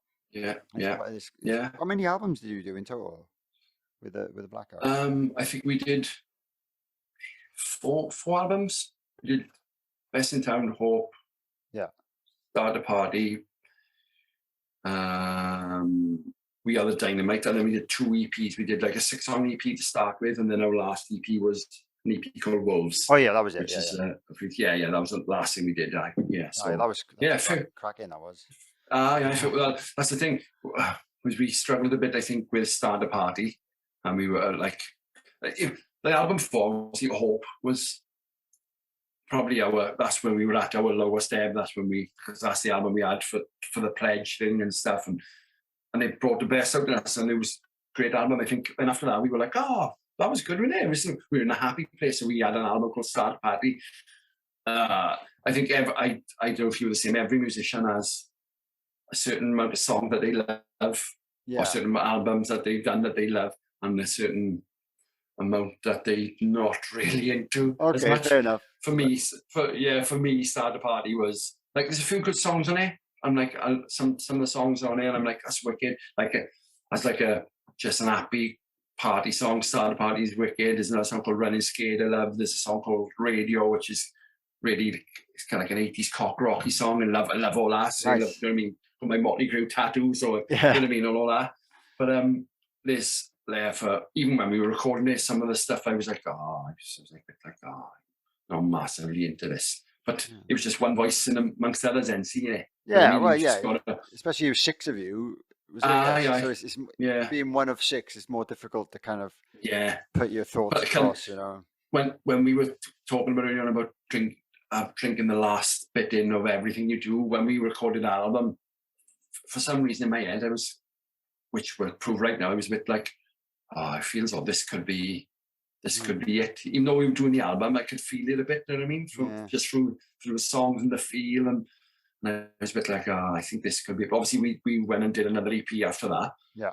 But I think when we were recording, or just as we recorded the EP, the last one, we knew that was going to be our last thing, because we were like, oh, look, we have to knock it on the end, because we could see popularity waning a bit, and we were like, let's go out now rather than go all the way down and then That was, do you know what I mean, struggle, and it'll just be hard work, like. yeah. I know, Which like, is what it, I know what you mean. It's, yeah. you did, So you we did were really like, well, didn't you? You did so much stuff, and I know what you aye, mean. You had a good ride, didn't you? aye, but you never hear me. I say, like, like a minute when I'm in work now, so obviously I drive ambulances for a living, and I talk to people, and they're like, "Oh, do you miss being in a band?" Then I'm like, "Oh yeah, mega, really miss it." But you will never hear me complain about it whatsoever. Yeah. Like what I was talking to a gentleman on the ambulance the other day. He was like, "Oh, what did you used to do when you was in a band?" I was like, "Oh, if we had a bus tour, said we, you know what I mean, we'd go to bed, we'd wake up at the venue. If you had a crew, they would set everything up. We just go in, sit in, sound check, spend the rest of the day and just hanging out until we played the gig." "Oh, well, that was good. You were living it like that." I said, "Yeah," but I said you had the other side of it. When we were doing van tours, like we would get into hotels at like 3 a.m, Yeah. sleep in for a bit, wake up at 9 because we had to travel for like 4 hours the next day or 3 hours the next day, get to a venue, load all the gear in yourself, set it up, Yeah. do your sound check, play the gig, pack it all down, pack it away, go to an after party or something, or go to, everyone wants to have a beer then, don't they, and just Yeah. chill out, and then go to an hotel and you do that then for like 2, 3, 4 weeks at a time. And he was like, "Oh, that sounds like hard work." I said, "Look, it was hard work. It's really taxing." Yeah. But I loved it. You loved it. Yeah. I loved sleep. I loved it. I loved doing it. I loved sleeping in a van. You know what I mean? All I wake up in the morning, just the van was full of condensation. Yeah, You know what I mean? From everybody breathing, and I you're know. like, "Oh, no one move. That's gonna drip on me. Oh, no way." But I loved all that. I remember when we started out, like in my old band said, Mike, obviously we played with you. That's one thing I was going to say earlier on when you were talking about the Lost Prophets, kind of giving all the Welsh bands a bit of help. Yeah. I felt like your band were doing that. Like, Yeah. you gave us quite a few opportunities to support you. Aye. Really did appreciate that, because it did really help cool. us, give us a little boost. Because otherwise, it's hard. It's hard. I noticed. So mega. Well, it's the same thing now. When we got on your show recently, Valhalla got on your show, so it all comes back to it. It all goes full circle, doesn't it? Yeah. Like one of the sayings I always think: be as nice to everybody as you can on the way up. Yes. Because when you're coming down, you'll meet those ones on the way back down. Yeah. You know what I mean? So people always remember, don't they? People will remember everything. Don't be a knob to anyone. Full stop. Yeah. No need, is it? Just don't be a dick. Don't be a dick. Yeah. It's easy peasy, isn't it? First easy rule not to be a dick, like. There's a music career. Just don't be a dick. I think it should be first rule of life. Yeah. Well, yeah. Good point. Yeah. Exactly. Yeah. I just say to my little boy sometimes, we'd be talking with something, and I'd be like, "Thing is, boy, the only thing we've got to know is just don't be a div." Yeah. And he's like, "Yeah, fair point, Dad. Yeah." He's my girlfriend, because he stopped going swimming now, because at one point his swimming class, it was like in a lane, there was about 14 of them, so it was just like a scene from Jaws trying to get away from the thing. No one was learning. But anyway, my girlfriend's like, "Right, because you're not going swimming now, you've got to learn how to play an instrument." So she's like, "I'll get you piano lessons if you want." And he's like, "Oh no, I don't want to play piano." He's like, for some reason, he really doesn't want to play piano. So I said to him, "Now he's got to start learning to play drums." Awesome. So he's gonna, like, for either 1 or 2 hours a week now, he's gonna have to start coming and learning to play the drums. Class. And so I was saying the other day, so we'll do that, and I'll get out to play drums, blah blah blah. And then all of a sudden he came from school the other day with this sheet of paper.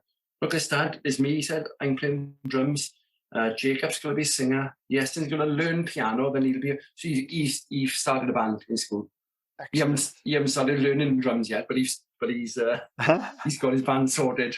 He's got a lot of. And so someone's playing guitar. Someone's been a DJ, I think. Oh God! And I was like, "Where's the bass player?" Then he went, "Do we need one of them, men?" I was like, "Oh, it's a fair point." No, I'm joking. To anybody who plays bass, I'm joking. I'm joking. Yeah, but that's what I was saying just now.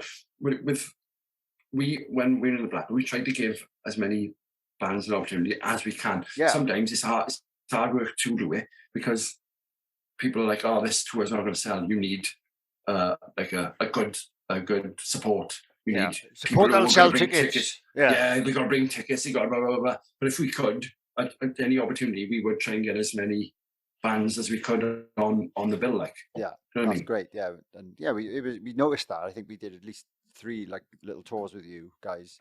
Yeah. Back, whether that was with Straight Lines or Set Mike, it was wicked. And aye. Yeah, but like, it really gave us a boost anyway. So thank you. Yeah. As well. No, it's all right. Thank you in And person. thank you as well. Thank you for bringing me on, yeah, and also thank us for giving us a gig the other week. Oh, no, and I was shattered. Oh, it was wicked. It was amazing watching you. Just watching you play drums for the first time in years was amazing as well. And obviously seeing Andrew up there and seeing the band for the first time is wicked. So yeah, I'm looking forward. I'll try and come down to the show in Cardiff. It's in the Tram Shed, isn't it? Yeah. So I'll try and come down to that one.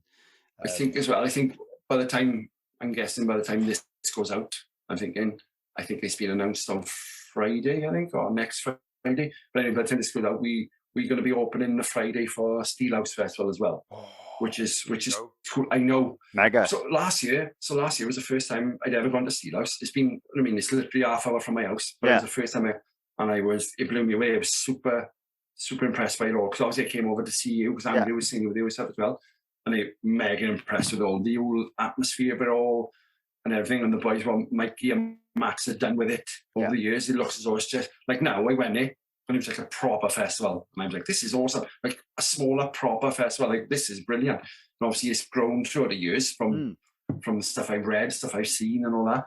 But yeah, so we're just happy that we get into it. We're opening the Friday, I think. So, perfect. That'd be amazing. Amazing for you. I'm super happy. I know a lot of my British listeners probably go to that kind of festival. So cool. Make sure they go and watch you.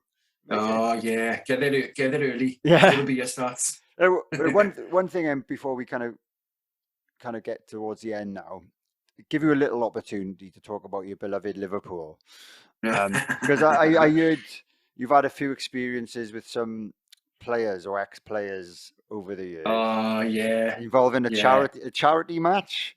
Yeah. Do you want to few little stories about that or what? So God. So Kerry Collins or Kerry Collins? I do, yeah. Yeah. So Kerry, years ago, obviously we were all in bands together and what have you. And when we first started doing stuff, about 2005, something like that, we started doing stuff. Kerry was like, "Oh, I'm playing," because he used to do a lot with Merthyr Town in the football a bit, Kerry and his father, and he was like, "We got a charity match coming up." He said it's ex-Merthyr players, or current Merthyr players, ex-Merthyr players against ex-Welsh legends. No, I said, "I'm sure Ian Rush is playing," and I was like, "Oh, all right then, I'm in." I said, "Can I play?" He said, "Yeah, come up, have a game." Wicked. So we got a bit on the other team. It was Ian Rush, Neville Southall, Kevin Ratcliffe, Mickey Thomas, couple of others. The player was at the time was a player called Matthew Jones. He was playing for Leicester City at the time. Oh wow! Or he just finished, because I think, I'm not sure if he had some kind of breakdown, and like he's only like 24, 25, and he's just stopped playing professional football. He was like, I'm done with it. But he was playing as well. Anyway, so that I was like, oh my God, I can't believe this. Like, I'm going to be playing against Ian Rush. I even wore a pair of Liverpool shorts, because Merthyr played in black shorts. I had a black pair of Liverpool away shorts. Nice. So I had them on the way.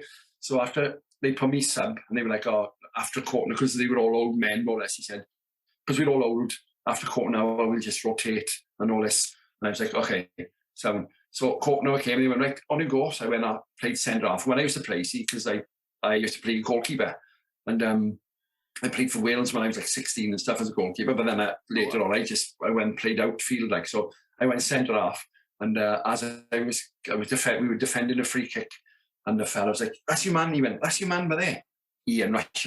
My first person I had a mark was Ian Rush. I was like, "Oh my God, this is amazing!" I can't believe it.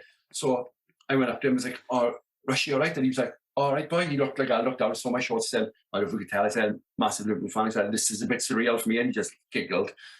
So they had a free kick. I'll talk you through it now. They had a free kick in, Kevin Ratcliffe had it just inside their half, and so I was marking Ian Rush, and all of a sudden he peeled off me, so he run away from me, and see Kevin Ratcliffe, so he dinked it into Ian Rush. So I was like, "Right, let's go mark him," and it's Ian Rush, I've got to do that, haven't I? So as I went you see him, he turned on it to try and like pass it over. So I was like, "I'm going to get there before him. I'm going to take his ball off Ian Rush now, and I'm going to start an attack." Wicked. No, I didn't happen like I did it. He's Ian Rush, isn't he? So as I went in, Pretty good. I put my foot out, put my leg out to get the ball before him.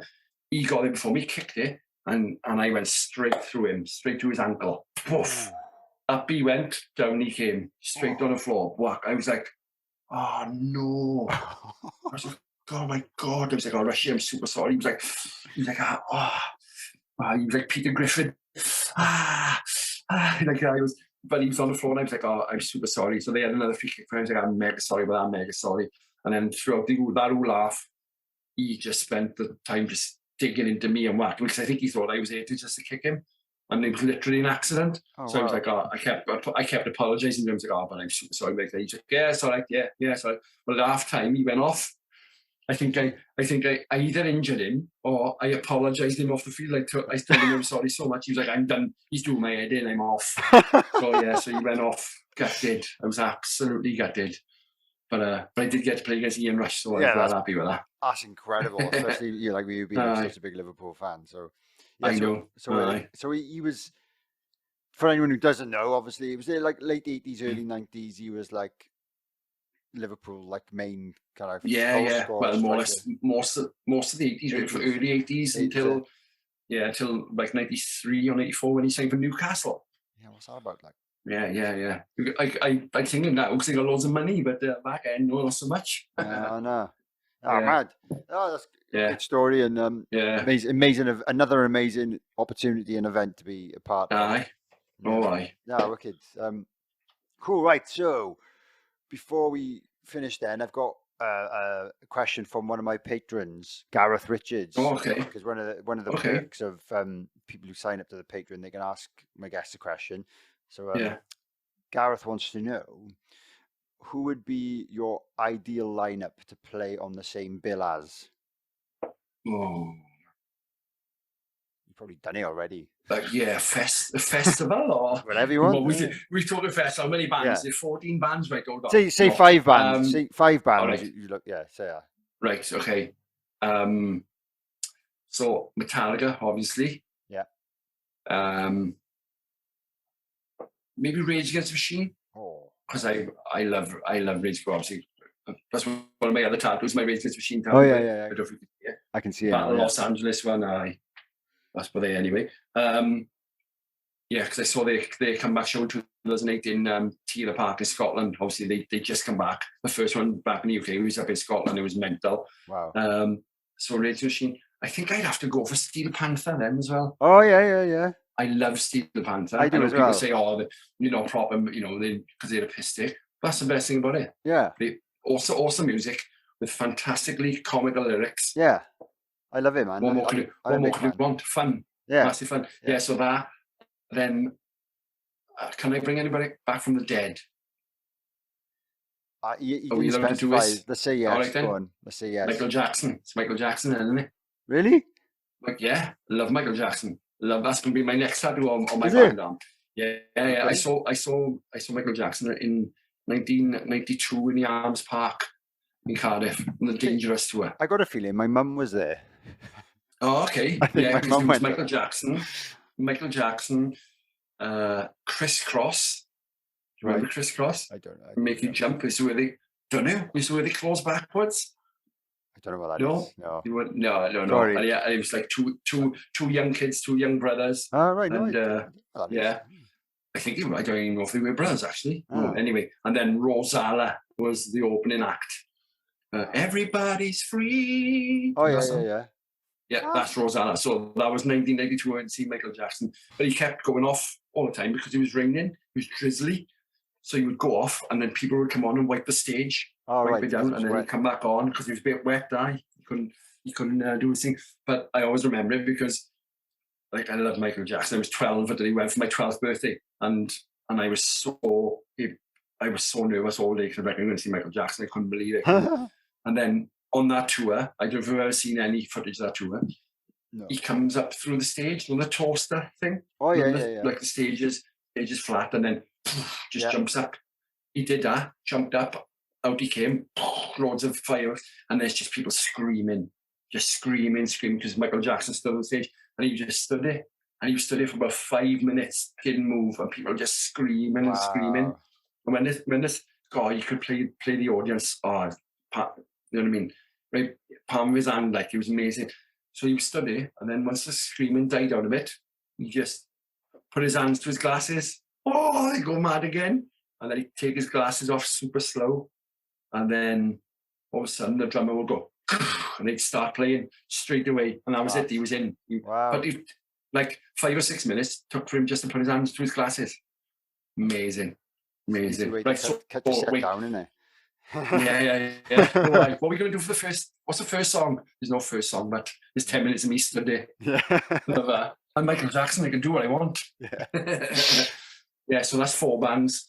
So we said 5. What am I going with after that? Maybe Faith No More. Oh, nice. Maybe. Fair play. Yeah. Oh, good Yeah. choice. Maybe Faith No More. I think. Yeah. Nice. It's Okay. something a bit different. If Yeah. Michael Jackson wasn't a bit different anyway, Faith No More. I do it. Enough. That's a good choice, that, Nice. isn't it? Yeah, I love it. Right, man. Cool. Right. I got to ask, because I don't actually know the answer. Where does the name Go on. Snoz come from? My old man, he because I'm known as my old man is Snoz. Right. My 2 older brothers are known as Snoz. I'm Snoz. They call my nephew Snoz as well. My boy will probably end up being called Snoz, but it comes from when my father used to play a lot of darts when he was younger, and when he got get nervous in the pub that used to play in Tredegar, he would go to the back and play piano to try and calm himself. Because he had an old piano out there. He couldn't really play that well, but he would play it a bit to try and calm himself down. And they used to call him Little Schnoz, used to call him, because there used to be a film star from like the 50s, 40s, 50s, 60s called Schnoz Durante. Oh, right. And because this fella, I think this fella had a big snout, and obviously they called him Schnoz Durante, and he would play piano in the films. So they used to call my father Little Schnoz, so it ended up being Snoz. That's mad. So yeah. Oh, it stays in the family. Like you inherit the nickname. Oh, without a doubt. Like my little boy's name is Tommy Ray Lawrence. But when he was born, people were like, oh, I love that name. Oh, it's a really nice name. And some other people were like, no matter what his name is, how nice it is, he's going to be called Snoz, isn't he? Yeah. My girlfriend is like, no way, I'm not having that. No way, he's Tommy. So luckily enough, at the moment, no one calls him Little Snoz, but he's probably coming. But Probably come. Oh, amazing. Yeah. Oh, that's class, man. Right. So we're just about to do a quick fire round. So you have to give me the answers as quick as you can. Right, let's do it. I've tweaked them a little bit since the last episode, so we'll see what happens. Okay. Here. Right. Never. Favorite food? Mexican. Favorite movie? Hot Rod. Nice. Guitar or bass? It depends who's playing it. Guitar. Yeah. Never thought about that. Nylon or wood tip? Wood. John Bonham or Neil Peart? Oh, come on, man. Bonham. Just because, you look like a madman. Yeah. Beatles or Rolling Stones? Beatles all day. Nothing against Rolling Stones, but I grew up on the Beatles. Beatles are better, aren't they? Beatles yeah. I didn't want to say that, but yeah, Beatles are better. Yeah. Big or small venue? I love them both. Small, sweaty. Yeah. Favorite time signature to play? 4/4, because I think that's the only one I know. Yeah. Favorite rhythm section ever? I'm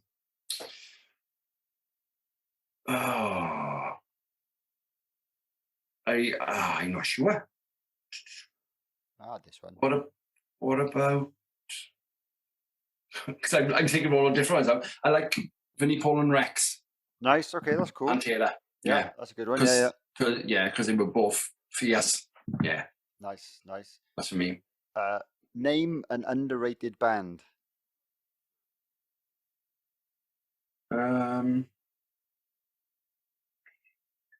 Turnstile.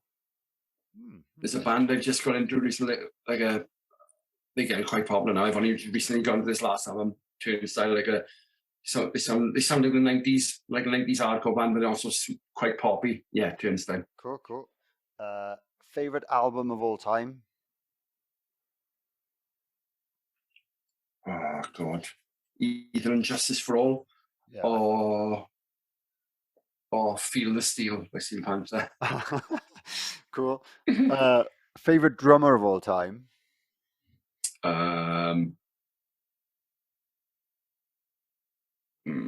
Vinnie Paul. Nice. I think it's been Vinnie Paul. Yeah. I'm just adding this one now. Go on. Would you ever do a Blackout reunion? Yeah. Cool. Yeah, there was talk of it, and Nice. because of COVID, timing wasn't right. But yeah, may as well, innit? Well, I think definitely you should. Yeah. I'm like, yeah, go on, then. Cool. Go on, let's set it up, Ben. You do it there now, and I'll phone them. I'll phone the boys now. Phone the boys. Take you up an hour to get around them all. Nah, cool. Oh, nah, yeah. No, nice. And and then the one thing we do to end every episode, if you could start a band with yourself on drums, choosing anyone dead or alive, who would you have playing the other instruments? Right. So I've listened to the podcast, Tim, and I thought about this. Yeah, right? I thought you might have. I'm gonna go with the Slipknot model, right? So there's more people in this band that should be in the band. That's all right. I want to fit them all in, right? Cool. Do whatever you want. No rules. I'm not playing the drums on this. I'm going to be a percussionist, right? That's acceptable. Like the fella from Slipknot with that big nose. The one who's he's not in Slipknot anymore. Any? No, I don't know the story there, but he's not in them anymore. Oh, you sacked him off of me? I think so. I don't know. Yeah, either he's left. Right, He's not in the band. He's not in a band anymore. But yes. Oh, cool. Okay, right. Anyway, so I'm going with the Slipknot model. Nothing like the fella with the big nose. The one who looks like a clown. Yeah. Sean, right? So I'm going to go with that. So on drums, it's not going to be me. I'm playing baseball bat and you're still playing drums, kettle, whatever. Yeah. Still doing something. So on drums, I'm going to go for Jocko Johnson. Oh yeah. Who was a drummer? He was in the Beat Union, and he was in obviously Lost Prophets. Yeah. And he's in a band now called Low Lives, I think they're called. Cool. But just because that I feel as though that boy can do everything you want a drummer to do. Plus, he looks awesome when he does it. Yeah. And from my experience with him, he's always learning. Cool. So he's always willing to, like, when he does, when we toured Lost Prophet a lot of times, he was like, he'd always be the first up on the kit. And you'd always see him trying to do something new. Or like he'd heard something. I remember once we were in Germany, he'd heard something by the Bronx, and he was like, oh, that drum beat is awesome. And he was on stage for about half hour before trying to learn this drum beat. In one of this Bronx song, he was there for ages. But like, he's super powerful, but also really technical at the same time. Okay. And like I said, he looks, when he's playing, he looks like his head's going to fall off. Yes. Because he's flattered into it. So yeah. So I think on drums, I'm going to go for Jocko. On bass, I'm going to go for Sam Rivers. Nice. Limp Bizkit. Yeah. Awesome. So, he's a great player. Yeah, because just because, top guy, and the fact that he looks like he's flattered into it. Yeah. So I'm going to go on rhythm guitar. 3 guitarists in this band, mind, right? It's all right. So it's the thing to go now. Sorry to do this to you. It's fine. Again, but I've been thinking about this. So James Hetfield. Yeah. It's going to be James Hetfield on guitar. Best rhythm right hand in music, apparently. Yeah. Obviously. Yeah. Yeah. Dave Grohl. Nice. On guitar as well. Yeah. And on lead guitar, if those two are good enough, I'm going to go for Nuno Bettencourt. Oh, nice. Good choice. Because I love Extreme, and he can play like many a monster. So I'm going to go for that. So as I was in a band with 2 singers as well, I'm going to go for 2 singers. Okay. Yeah. Right. Fair enough.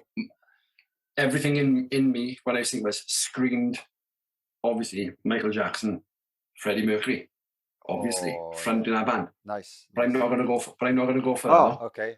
Right? That's what screamed to me when I first saw it. I'm going to go for Mike Patton. Yeah. I'll go with those. To be a singing man to go with What's Going On behind him. Yeah. But the other singer, I'm going to go for Frank Carter. Oh, wow. Yeah. So 2 singers, Frank First time Carter's his one. name's come up. Yeah. So I got a singing madman in Mike Patton who is one of the best in whatever you want. Yeah. And then you've got an actual madman in Frank Carter who also he can do most of it because his singing voice now over the years has got, you know what I mean? It's really good, He is isn't it? great. Yeah. It's what he do. Plus he's also great. He's great at doing all the shouting and all as well. You can do the So, shouting. Yeah. So that's that. The other percussionist, I think I'm gonna go. It could be 2 of them, like so me and you were the other one. Me? Oh, wicked! That'd be fun. You've joined me. We have a top laugh. That would be amazing because, like, we doing the percussion-y job, you don't really have to do a lot. Nah. Just have a laugh. We can even wear a mask if you want. You know, it's not a you haven't got to, but if we say we can do it. Yeah. Yeah. Oh man, that'd be class. Thank you. Yeah. No problem. And then I'm going to go for a keyboard player. I don't know his name, but the fella out of Rammstein. Oh yeah. Just because he always looks like he's having a top laugh, doesn't he? Oh yeah. And sometimes he's on a treadmill while he's brilliant. He's in a gimp suit on a treadmill while playing a keyboard. So I want him in just bum or something. Yeah, probably. I want him in just for conversation. So, yeah. I think my dad might actually know him. Oh no! My dad knows all the Rammstein boys. Yeah. I've met him a few times, but I always remember the Krang Awards till Lindemann, the singer. Yeah. He was a blotto. Couldn't speak a word of the Queen's really, like a Krang was. But he's quite short, big unit, but he's quite short. Yeah, I suppose. You know what I mean? Like so, yeah.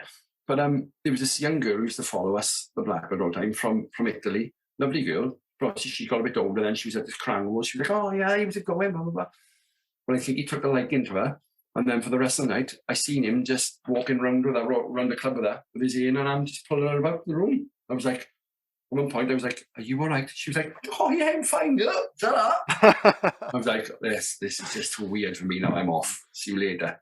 So yeah, till Lindemann. So yeah, keyboardist from he's in our band. So class. I don't know when we're gonna be jamming first, but I booked the practice room in Cardiff. So whether or not everyone else will turn up, yeah, we'll see. I'll turn up with you. Yeah, I'll bring a bin and a all right, sorted. See what happens. All right, wicked. Oh, man, I'm gonna bring. That's class. I'll bring the hydraulics. Yeah, you can bring that stuff. Oh man, that's great. I've really enjoyed this one. So man, me too. Thank you. Yeah, we'll do it in person hopefully soon. One of these shows. Aye, class. Not someone else's show. We can just go and rock up at. Aye. No, I really appreciate you taking the time, and the story's incredible. I know we could probably we could have gone on for another hour easily. Oh yeah, I'm not gonna sorry if I got a mouthful of marbles. No, man. Thing is, you've done so much, and people need to know about it. And I think unless people, apart from people that you've talked to in real life and stuff like that, like I've known some of the stories before, but yeah, it's not all common knowledge, is it? And yeah. No, I didn't even get to tell you my Dave Grohl story. It's not much of a story. It's not much of a story. I was in catering when them Crooked Vultures. We played the same day in Reading. Dave Grohl was in catering. I didn't want to interrupt him while he was eating his dessert. A sticky toffee pudding, let's say, something like that. Yeah. So I went outside to wait for him. And I was like, I'll wait for him. I'll have him when he comes out. As he came out, he was talking to the bass player of Eagles Death Metal. Oh yeah. And I couldn't bring myself to interrupt the conversation. So he walked past me and into the distance. And that was the end of it. And I couldn't bring myself to follow him and go, excuse me, but I love you. So yeah, that was it. That's my Dave Grohl story. That's what I tell everyone. You almost met Dave Grohl. Oh, almost. Where? Aye, oh yeah. Oh no, I think no, as I was saying, and people would be like, oh, you almost met Dave Grohl. Oh, we. Yeah. Oh, I remember that. Yeah, sad. Never mind. Oh well. Never mind. He'll do it another time, perhaps. Yeah. Let's hope. Yeah, let's hope so. Especially when I kidnap him. So maybe. Cheers, Snoz. Yeah, so I know you're online and stuff. Where can people follow you online if they want to? Twitter @Snoz is awesome. Yeah, I know, right? Yeah. Same thing on Instagram. Snoz is awesome. I think I've got a TikTok. Yeah, I think I've got a TikTok. Yeah. For a while, mind.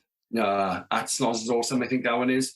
The band is Valhalla Awaits band. I think on Facebook. at VA Riffs on Twitter. Yeah. Cool. No, so, yeah. So Look who's been in court, probably. I'll probably be on here. I'm really joking. Oh man, great. Yeah, so yeah, make sure everyone just checks out Valhalla Awaits. That's the main thing. Yeah, they are honestly please a do. class band. They went down really well supporting us in Swansea recently. Yeah. Yeah, so let's just do some more shows together in the future. Oh, I'd love that. That'd be great. Bloody hell, I'd love that. Thank you. Thank you very, very much for this opportunity. Thank you for the opportunity with the band and stuff. And well done on this. This is awesome. Oh, this thanks. Podcasting Thanks very much. is wicked. Super cool. I'll try and keep doing Well it. done. Well, Yeah, boy. as much as I can, Yeah. So, yeah, cheers, Snoz. Class. I'll let you go now. Have a great night, Nice one. and we speak to you soon. Nice one. Thank you. Thanks a lot. Cheers.